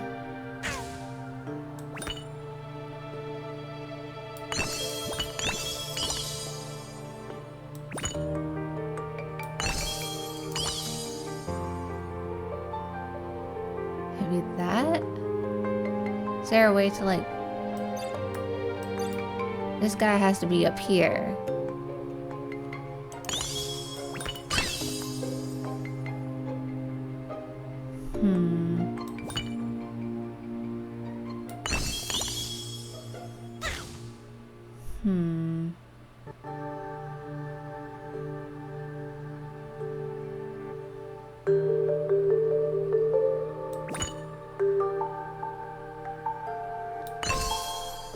What's that? Oh, there we go. I got it.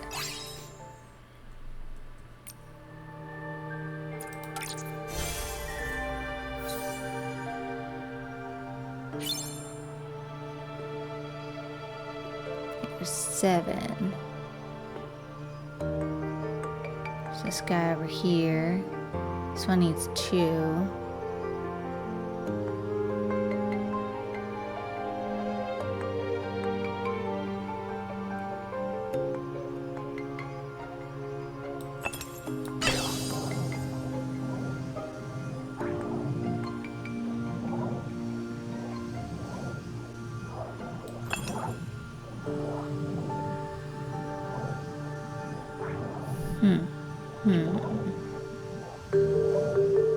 One has to be here.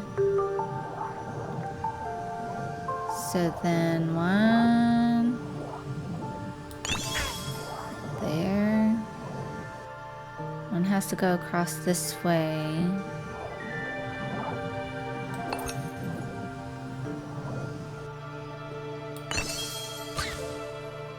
Right there.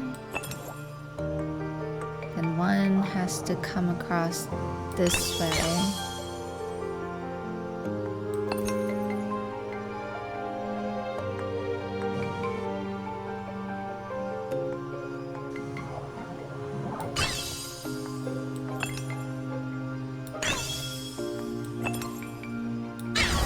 There we go.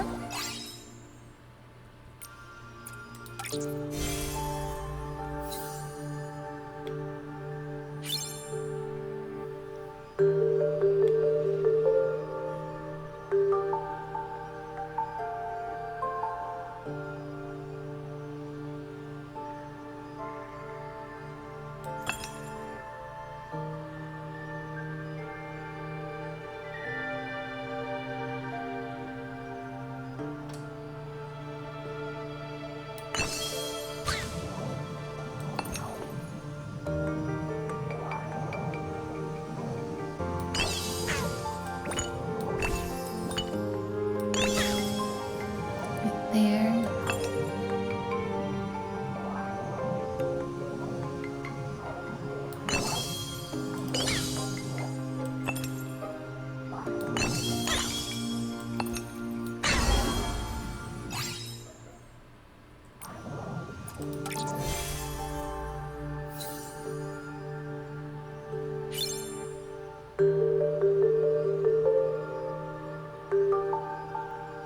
Got 9.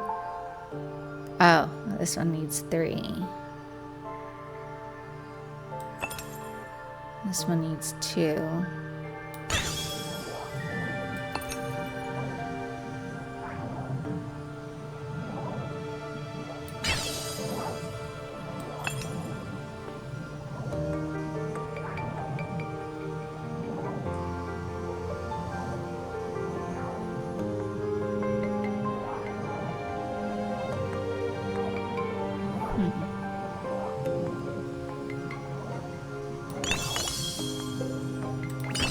Oh, no, that's not where I need it. There, maybe?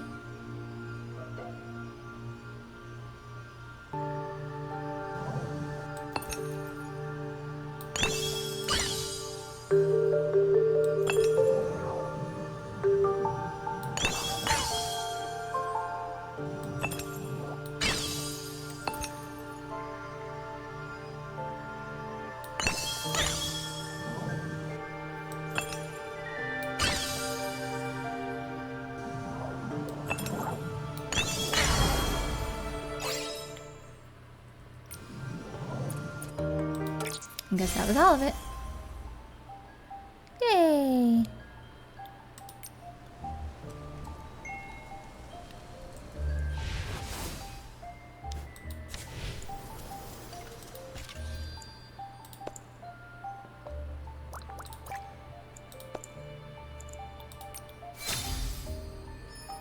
Tracing the past, she was terrified and trembling, clutching her skirt as she ran toward the familiar forest. Along the river of time, the wandering child was looking for the yesterday, where she made her wish, stepping on soft pine needles, tiptoeing and dashing toward the other side of the tree hollow.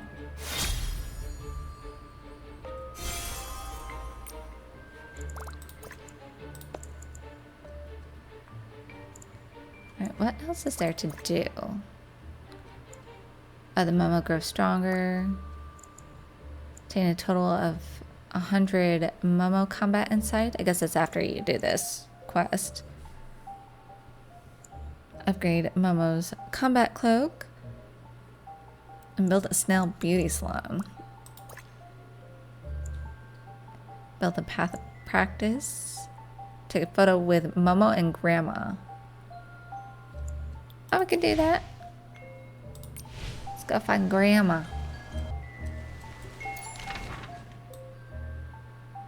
Okay, I think she's over here. But first, I think I noticed... Not me, little Sherlins. I thought I saw some dews.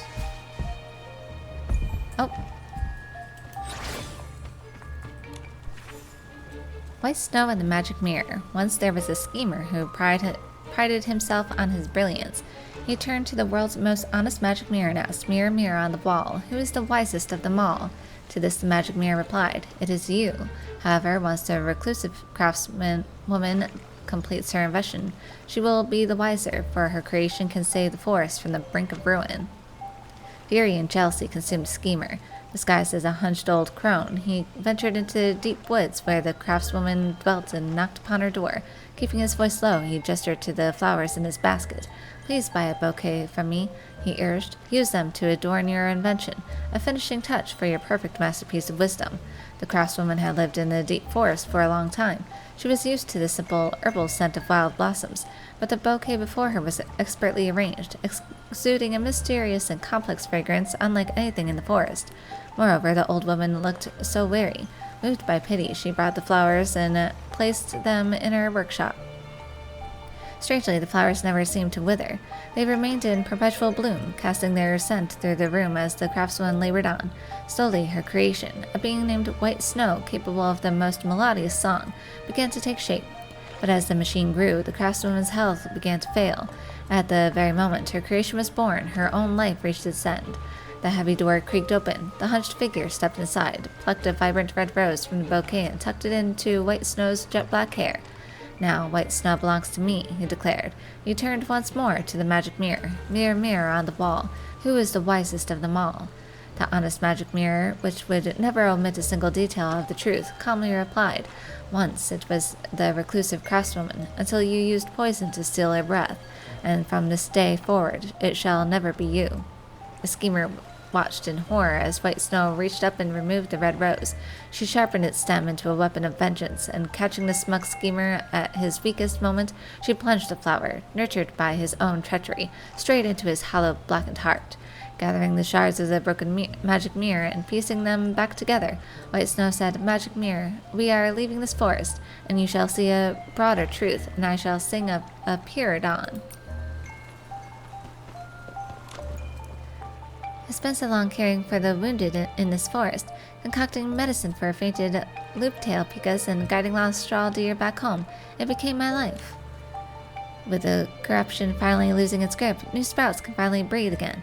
It's only a matter of time before the birds come back to sing, just like the fairy tales promised.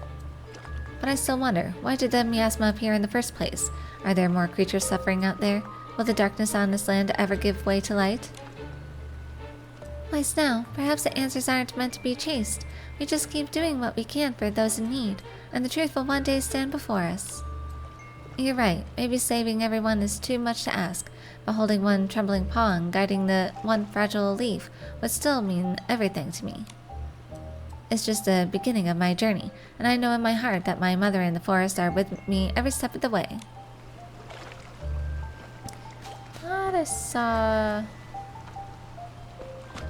I know I probably don't need dues anymore, but I thought I saw something over here. Is that it?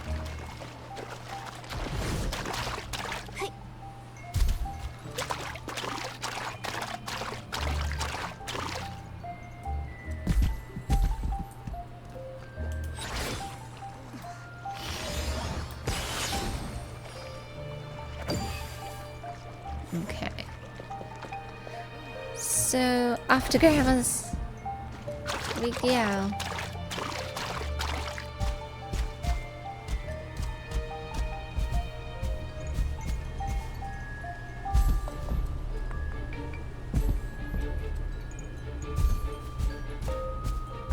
Where was Grandma's?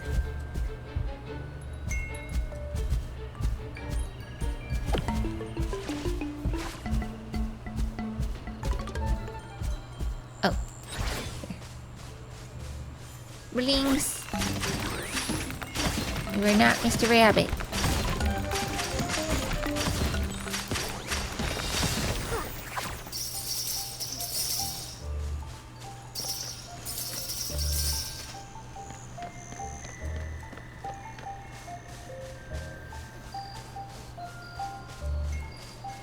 So this way. It's dark out, Momo. Let's go catch some glimmer drops. OMG, it's the savior of the forest, the truly remarkable pink-haired girl herself, the ultimate ranger role model, Miss Nikki. Bumping into you right before we head off, total honor. But alas, a ranger's path is a lonely one. We're bound by destiny to never stay put. Our story here has reached its grand finale, but beyond this forest, even bigger forests wait. The rivers are forests for the fish, the deserts are forests of sand, and the cities, well, those are just forests humans build for themselves. They're the least foresty forests I've ever seen. But anyways, we're going everywhere. We're gonna make sure our names and our legacy echo through every corner of the world, just like yours, Miss Nikki. So there, little pig up there.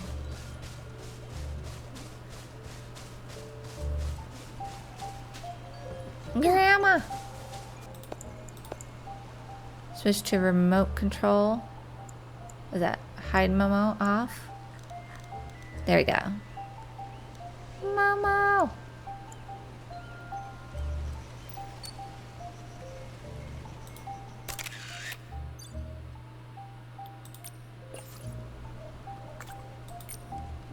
There we go. That one counted.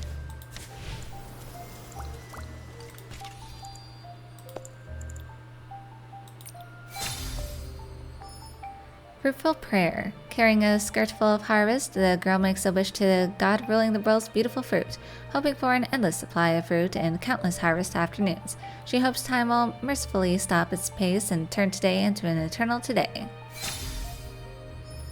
The way home. On the forest path home, trees and vines block the crossroads, and a tree hollow never seen before grows in the girl's eyes. Deep and mysterious, it seems to breathe gently, inviting the child of harvest to step into this eternal moment. It's complete!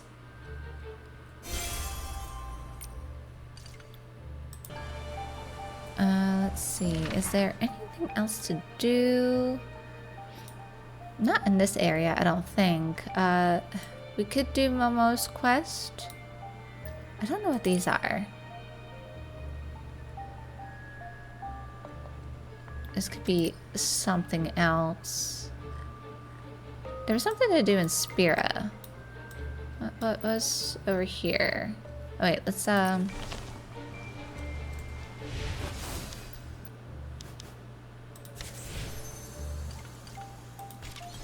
that's not it. No. No. New story? Here we go.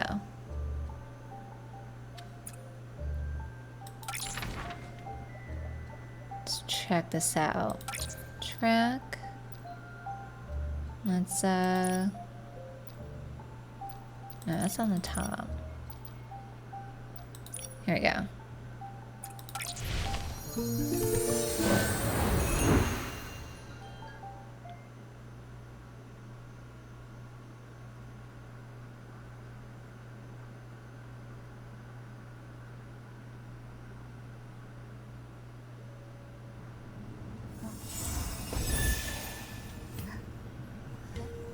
While I'm here, I could buy some more stuff as well.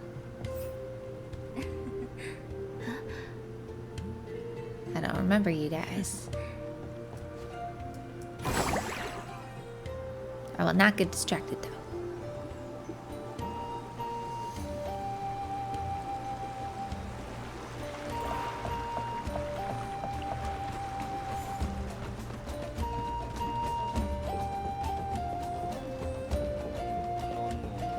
What's going on?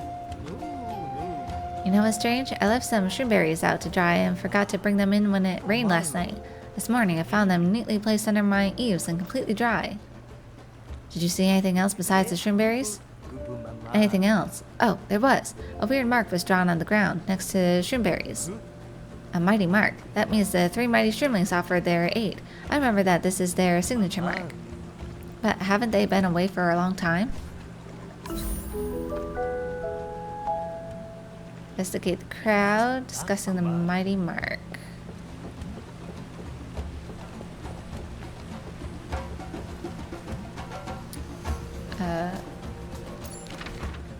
Over here. This way?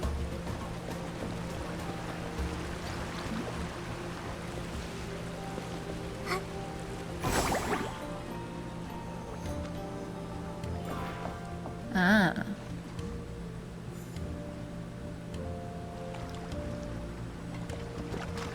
What kind of mark is that? Ah, Dummy Baba. Everyone, please stay calm. This is just a big misunderstanding. I'm not one... Okay.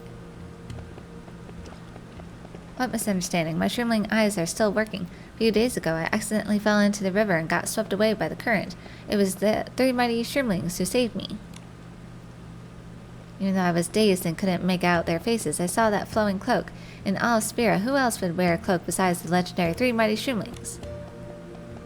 That kind of kindness, plus that cloak, you must be one of the 3 mighty shroomlings. And that's not all. Just now I saw Dummy Baba feeling around near the wall. After he left, the mark of the 3 mighty shroomlings appeared. I knew it. All those rumors about the sacrifice of the 3 mighty shroomlings were completely false. Everyone, please listen to me. I was only investigating the mark that suddenly appeared. Not all cloaks are the same. This one was left to me by my master. Besides, the 3 mighty shroomlings were way before my time.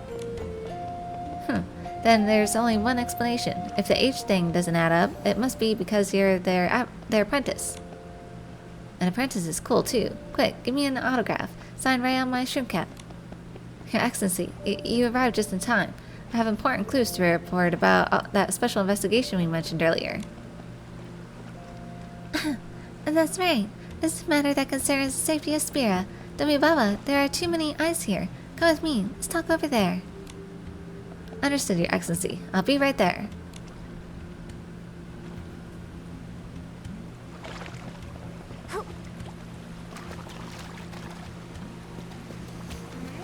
Hi, little Sneely.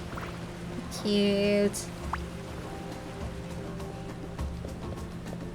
Over here.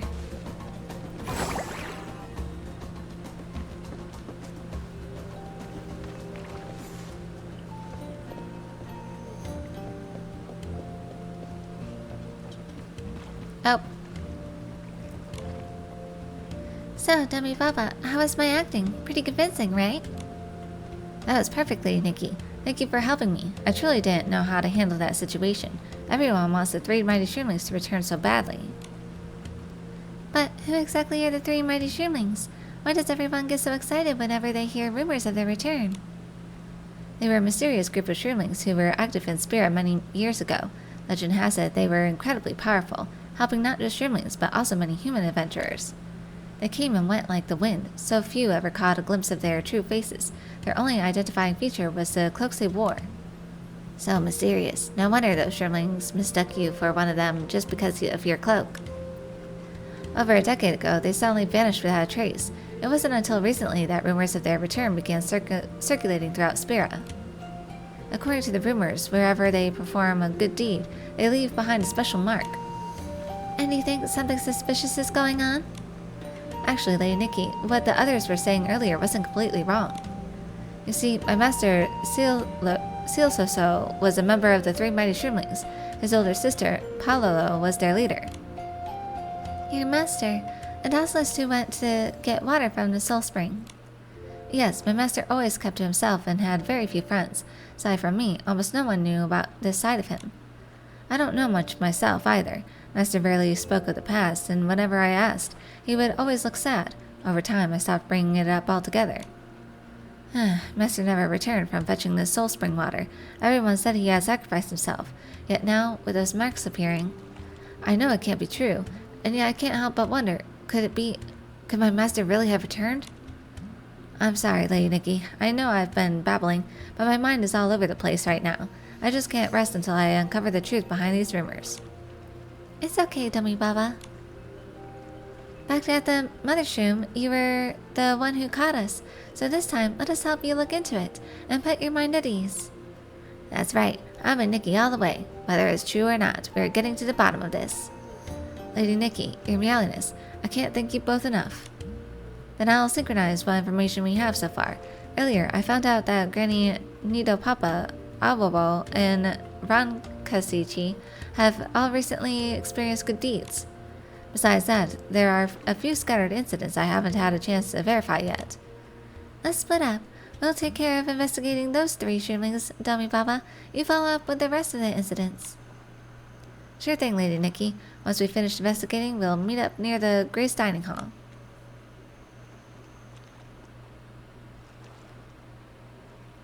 Okay, there's someone nearby. Let's go this way.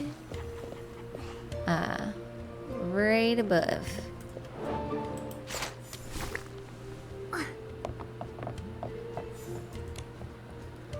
Oh, my shroom back. I'm gonna need a rest after finishing this one. Little Nikki here. Here you are. Want to take anything home? Everything here is handmade stitch by stitch. By the 3 Mighty Shroomlings. Granny Nidopapa, we're not here to buy anything today. We've come to ask you about the 3 Mighty Shroomlings. Oh my, even you two have heard about them. Blame this old back of mine. A few days ago I went to pick some sackfruit, but at my age my legs aren't as steady as they used to be. I slipped and twisted my back. The pain was awful. I could only lie there under a tree, groaning to myself. As night fell, the forest grew cold and eerie. Thankfully, 3 young shroomlings appeared, and without saying a word, they took turns carrying me all the way back to Spira. Is your back feeling any better now? If you ever need to pick sackfruit again, just let us know. We'll gladly lend a hand. Well, aren't you just the sweetest? If I didn't know you better, Nikki, I might have taken you for one of the 3 Mighty Shroomlings. That's exactly what they said to me. Ever since then, every morning when I open my door, there's this neat little pile of fresh sackfruit waiting outside, each one plump and perfectly ripe. But they're so shy. Every time they leave something, they dash off before I can even say thank you. Once they were in such a hurry that the smallest one nearly took a tumble. Sounds a bit clumsy. Granny Nidopapa, do you remember what the 3 of them looked like? I'm sorry to say, I don't. My eyes aren't what they used to be. Once it gets dark, I can hardly see a thing. The last few times they arrived before I even got out of bed. Their faces were hidden behind masks, disguised from head to toe, but judging by their build, they seemed quite young. But for some reason, there hasn't been a single sign of them today. Could something have happened to them? That's what I was thinking. The forest isn't exactly a very safe place. Also, the old shroomling next door asked me to mend an important garment for him before he set out on his final journey. But I can't even begin without any sackfruit. If I don't finish it for him, I don't know how I could forgive myself. Don't worry, Granny Nidopapa. We'll take care of the sackfruit and find out what happened to the 3 Mighty Shroomlings. Ah, Nikki, you've really put this old granny at ease. I'll leave it to you then.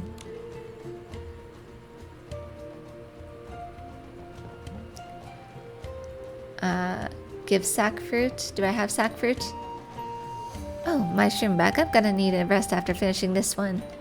Alright, about collecting sack fruit?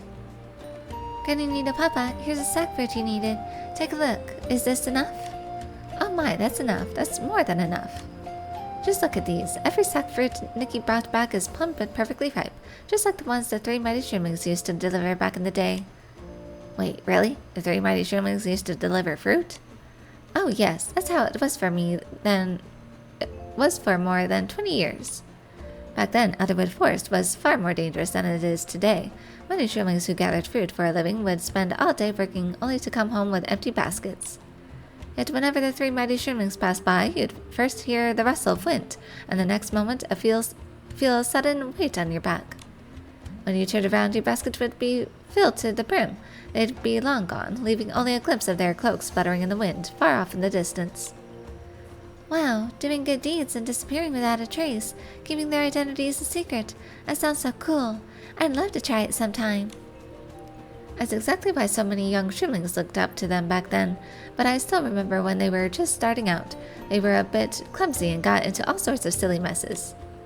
Someone as cool as them? I just can't imagine. No one is born perfect, and they were no different.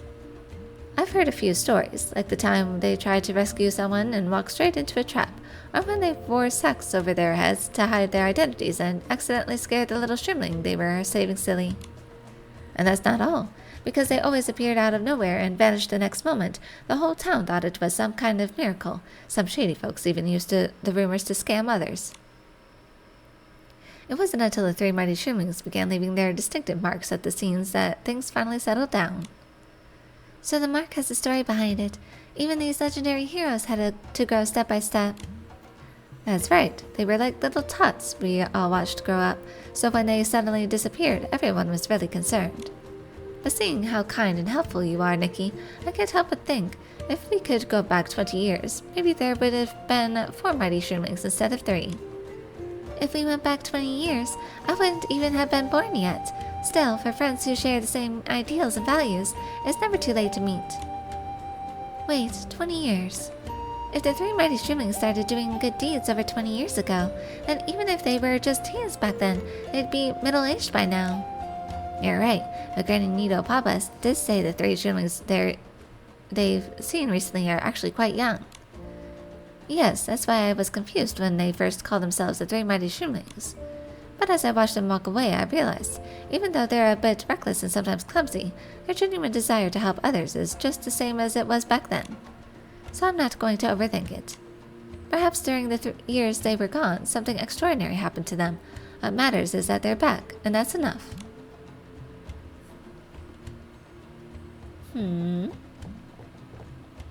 Is it these 3? Are they the new mighty shroomlings? Lord Ekros used to be a beautiful big dragon who walked among us. Oh, Your Excellency, there you are. Now that the docilism is gone, I think it's even more important to share the true stories of the gods with all the other shroomlings. So I'm trying to memorize the story of Lord Ekros that you told me to tell it to all the other shroomlings later. Okay. See where we're going. Let's come here.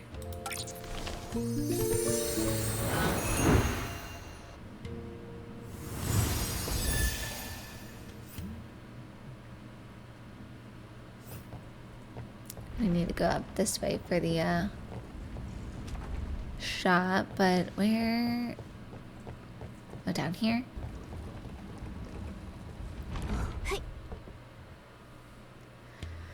Chill, Tete. Think about it. If it wasn't the three mighty shroomlings, who else could have fixed the wobbly stairs and cleaned up the mess in a single night? Even if we didn't see them with our own eyes, that mark tells the whole story. Who knows which silly fool did that? This so-called mark is nothing more than a few scratches. The three mighty shroomlings were never meant to exist, and no one should be hoping for their return. Your Excellency, please don't listen to Chill, Tete. If it weren't for the three mighty shroomlings, I might still be a coward who only knows how to run away. Sounds like there's an interesting story behind that. Mr. Rong Kassisi, would you mind telling us? Of course, it all happened on a night many, many years ago. Back then, I'd fallen for another shrimling. I finally worked up the courage to write a love letter, but when the night came to actually deliver it, I froze. I just couldn't do it. I felt I wasn't good enough. I was afraid of being rejected, afraid that we wouldn't even be able to remain friends. There I was, standing alone in the wind, ready to throw the letter away and run like a coward, but the moment it slipped from my fingers, a hand appeared out of nowhere and caught it. In the night wind, a figure in a pink feathered cloak tossed the letter back into my hands. I heard Lady Palolo's hearty laugh as she said, "You there. If you don't speak your heart, it'll go moldy like a blanket left out in the rain. Now go, brave soul, go after the one you love. Stand tall before the shrimling you love." How romantic! Daring to love. That really does take courage. At the time, I was still hesitating. Then the second mighty shrimling didn't say a word. He simply handed me a flower carved from a twig and gave my shoulder a gentle pat. Then the smallest of the three, though he looked nervous, he met my eyes and said, "I'm often afraid too. Afraid of failing. Afraid of holding others back. But when there's someone you truly want to be with, you have to find the courage to take that step." He then said, "If your legs are shaking, just close your eyes and keep walking. Courage isn't about not feeling fear. It's about moving forward even when you do." The daring, spirited eldest, the quiet, thoughtful second, and the youngest, gentle but always pushing forward. They're all such wonderful shrimlings. So what happened in the end? Did you confess? I did, and in the years that followed, whenever I faced a challenge and felt like giving up, I would think back to that night beneath the moon. They became the source of courage that carried me through life. Enough. The three mighty shrimlings. Courage. It's all nonsense. Courage just blinds you, and the three mighty shrimlings, they were destined for tragedy. Best forget all that nonsense before it drags you under. I'm truly sorry you had to hear that, Your Excellency. Please don't let Chultete's temper fool you. Deep down, he's a kind old shrimling. Usually, if something breaks or a little shrimling gets hurt, he is the first to lend a hand. But the moment someone mentions the three mighty shrimlings, he changes. Maybe he's just getting old, and his memory isn't what it used to be. Or maybe there's something he's not telling us. Either way, he's not a bad shrimling. I understand. Everyone has a past they either want to protect or forget. Thank you for sharing such a beautiful memory with us, Mr. Ronkasisi.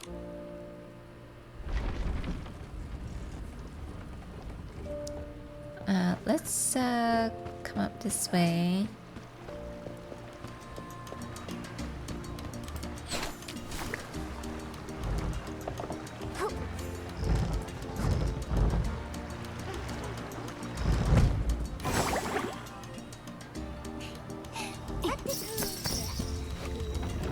Siblings here.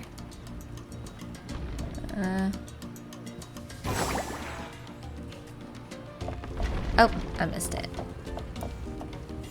I'll wait.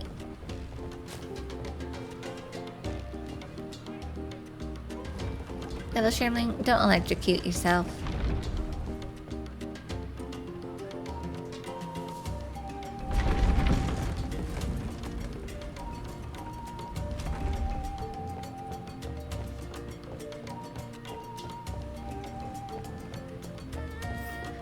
Come to the store over here, get more staffs.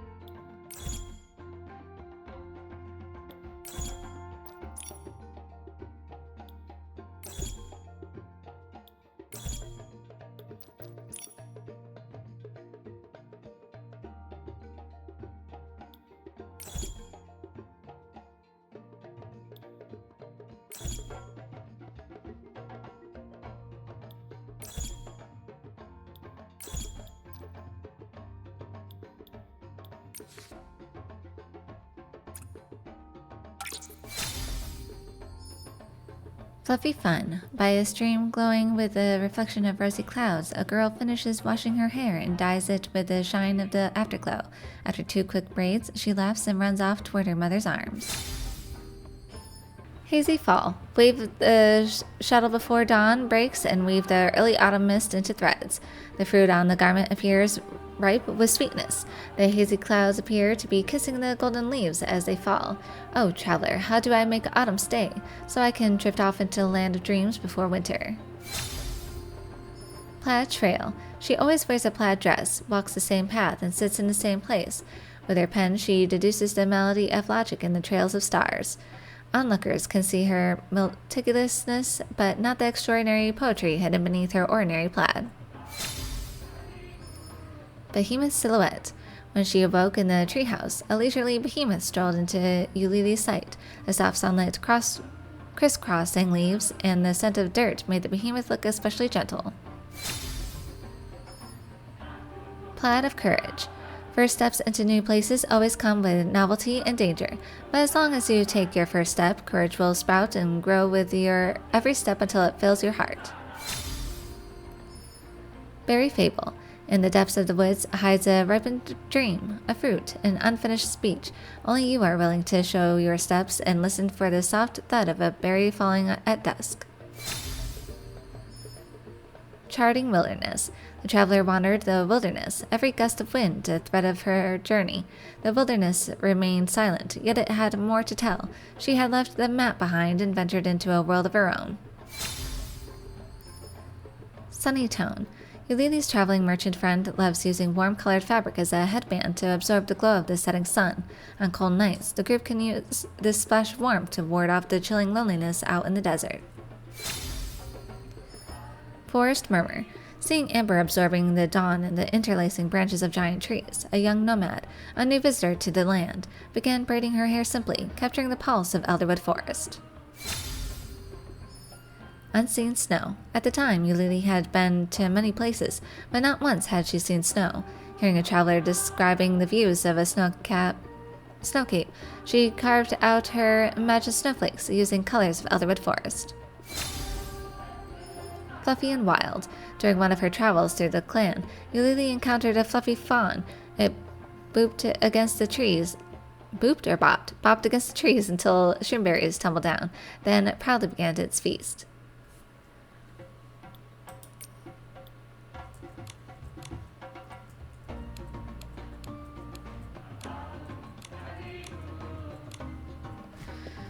Okay, it looks like we just need one more shopping spree, and then we'll have to gather more bling to buy the dress outside.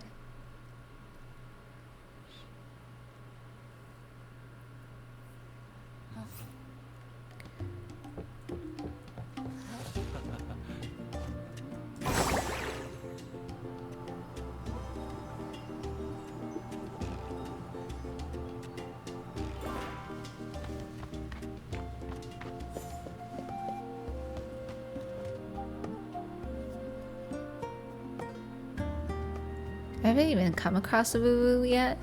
So I think they're part of the styling challenge. This way.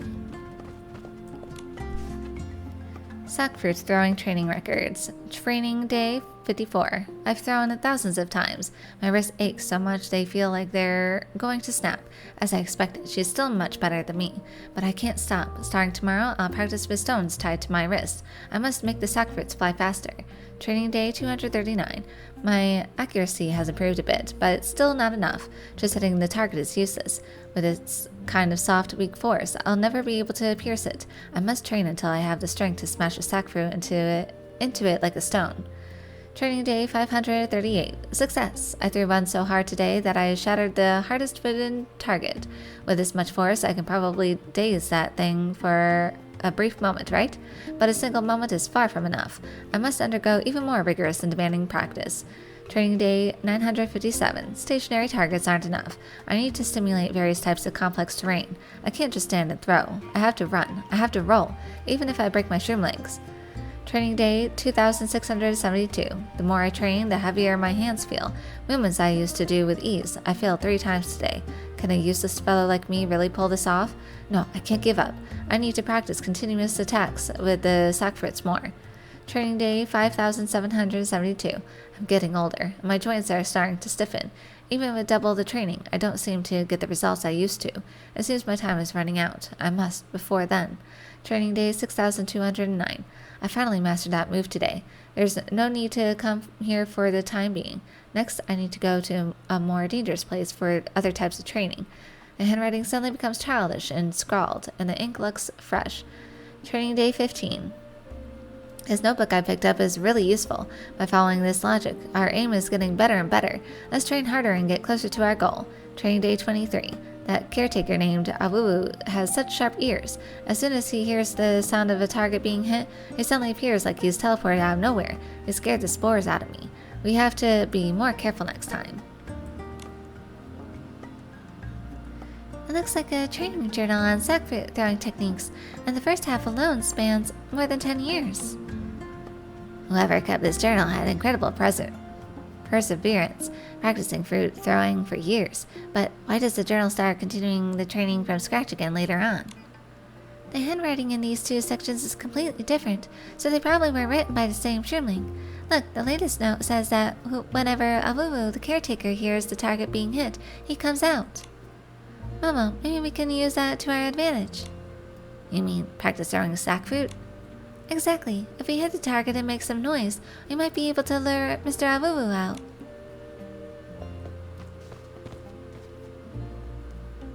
Hit the targets. Charge up and knock down all the targets. I guess that's good.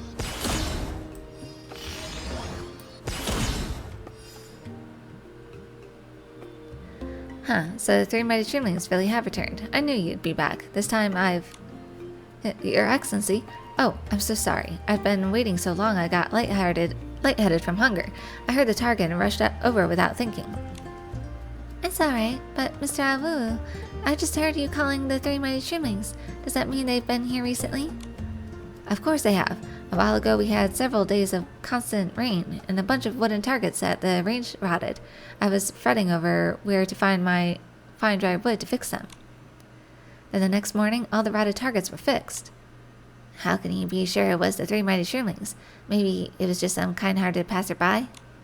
That's impossible. The morning after the repairs I got up extra early and saw 3 figures in the distance, tossing fruit at the targets.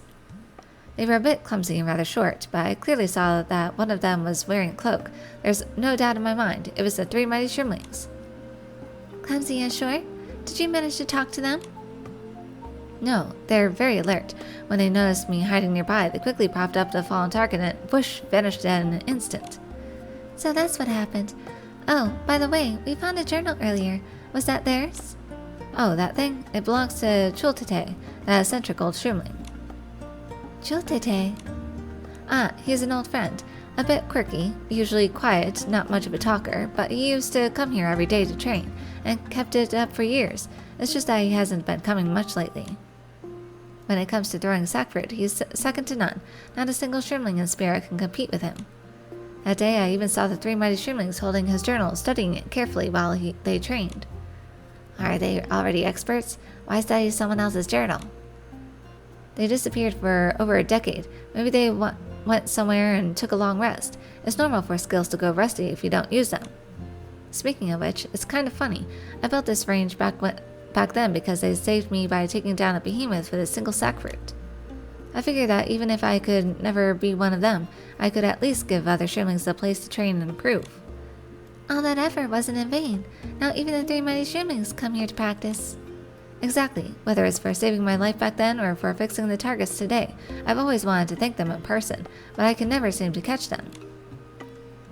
We're looking for them too. Thank you for telling us all this.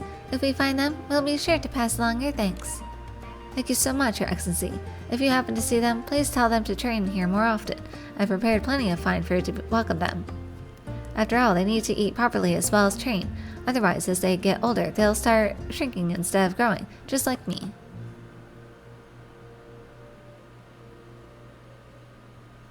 Meet up with Dummy Baba. Is there... Let's do this. Grace Dining Hall.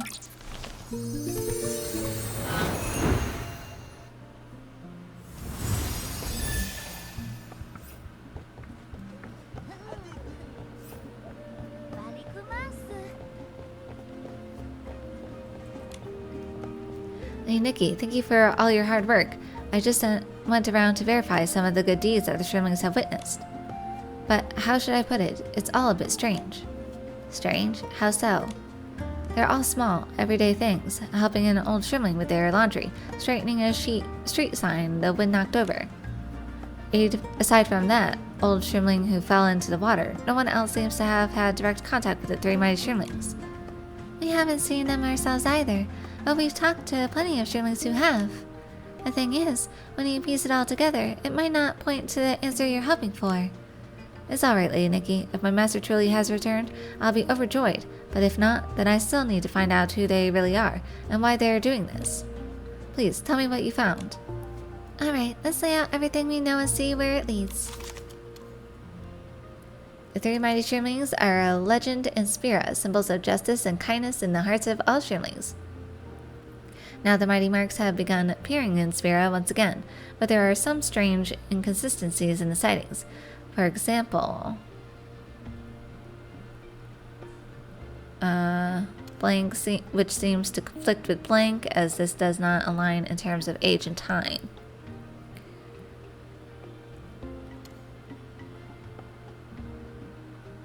For example, the trio are shorter, less skilled, which seems to conflict with their being active over 20 years ago. Another Shrimling also confirmed that the trio trained from Chultete's note. One more detail stands out than discussing who was really behind these good deeds.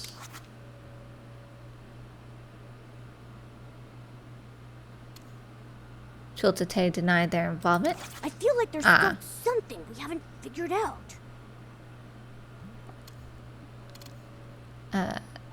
Trio have young Shrimling builds. Maybe that's it.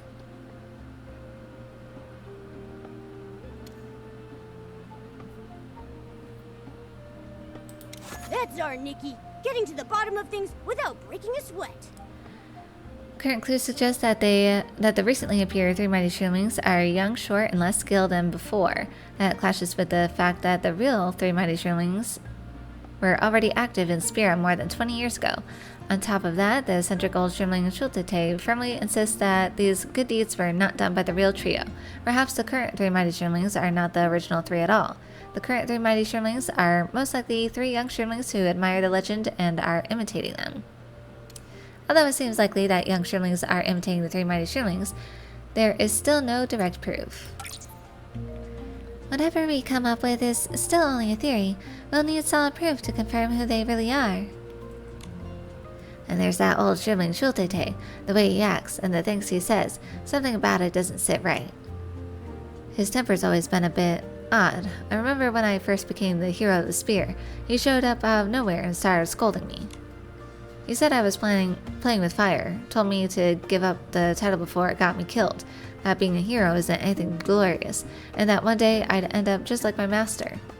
Wow, that's harsh. You must really hate that title. Maybe it's more than that. There's something else that's been bothering me. Everyone knows the three mighty Shrimlings are known for their cloaks. The eyewitnesses all said the ones who returned were wearing the same kind. If there are just a few Shrimlings playing dress-up, then where did they get those cloaks? The cloaks? Wait, I just remembered. While I was out investigating, that old Shrimling who fell into the water came to find me. He said that while he was struggling in the water, he grabbed one of their cloaks, and this is what he tore off. Unique pink feather. What a unique color, and it's so soft, not like an ordinary feather. This is a very rare material, Dreamy Puff. As far as I know, throughout all of Spira, only a Dreamy Puff boutique makes clothing from these feathers. Maybe we can go talk to the shop owner, Miss Yulili.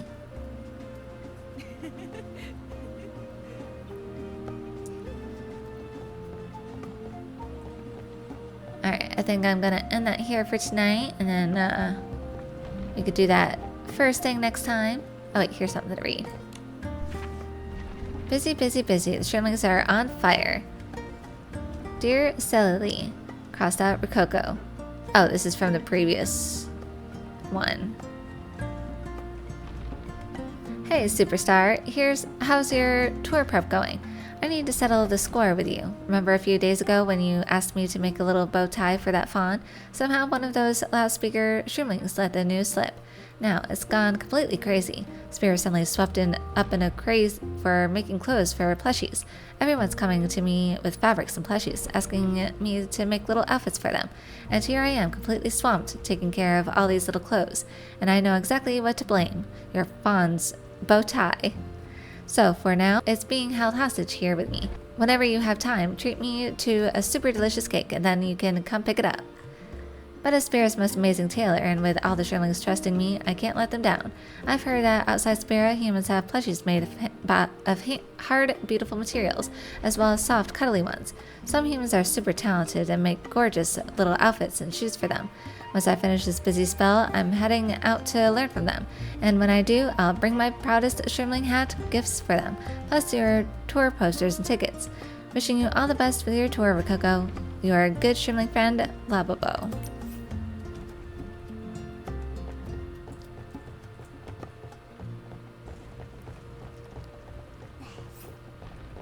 I'll just come over here.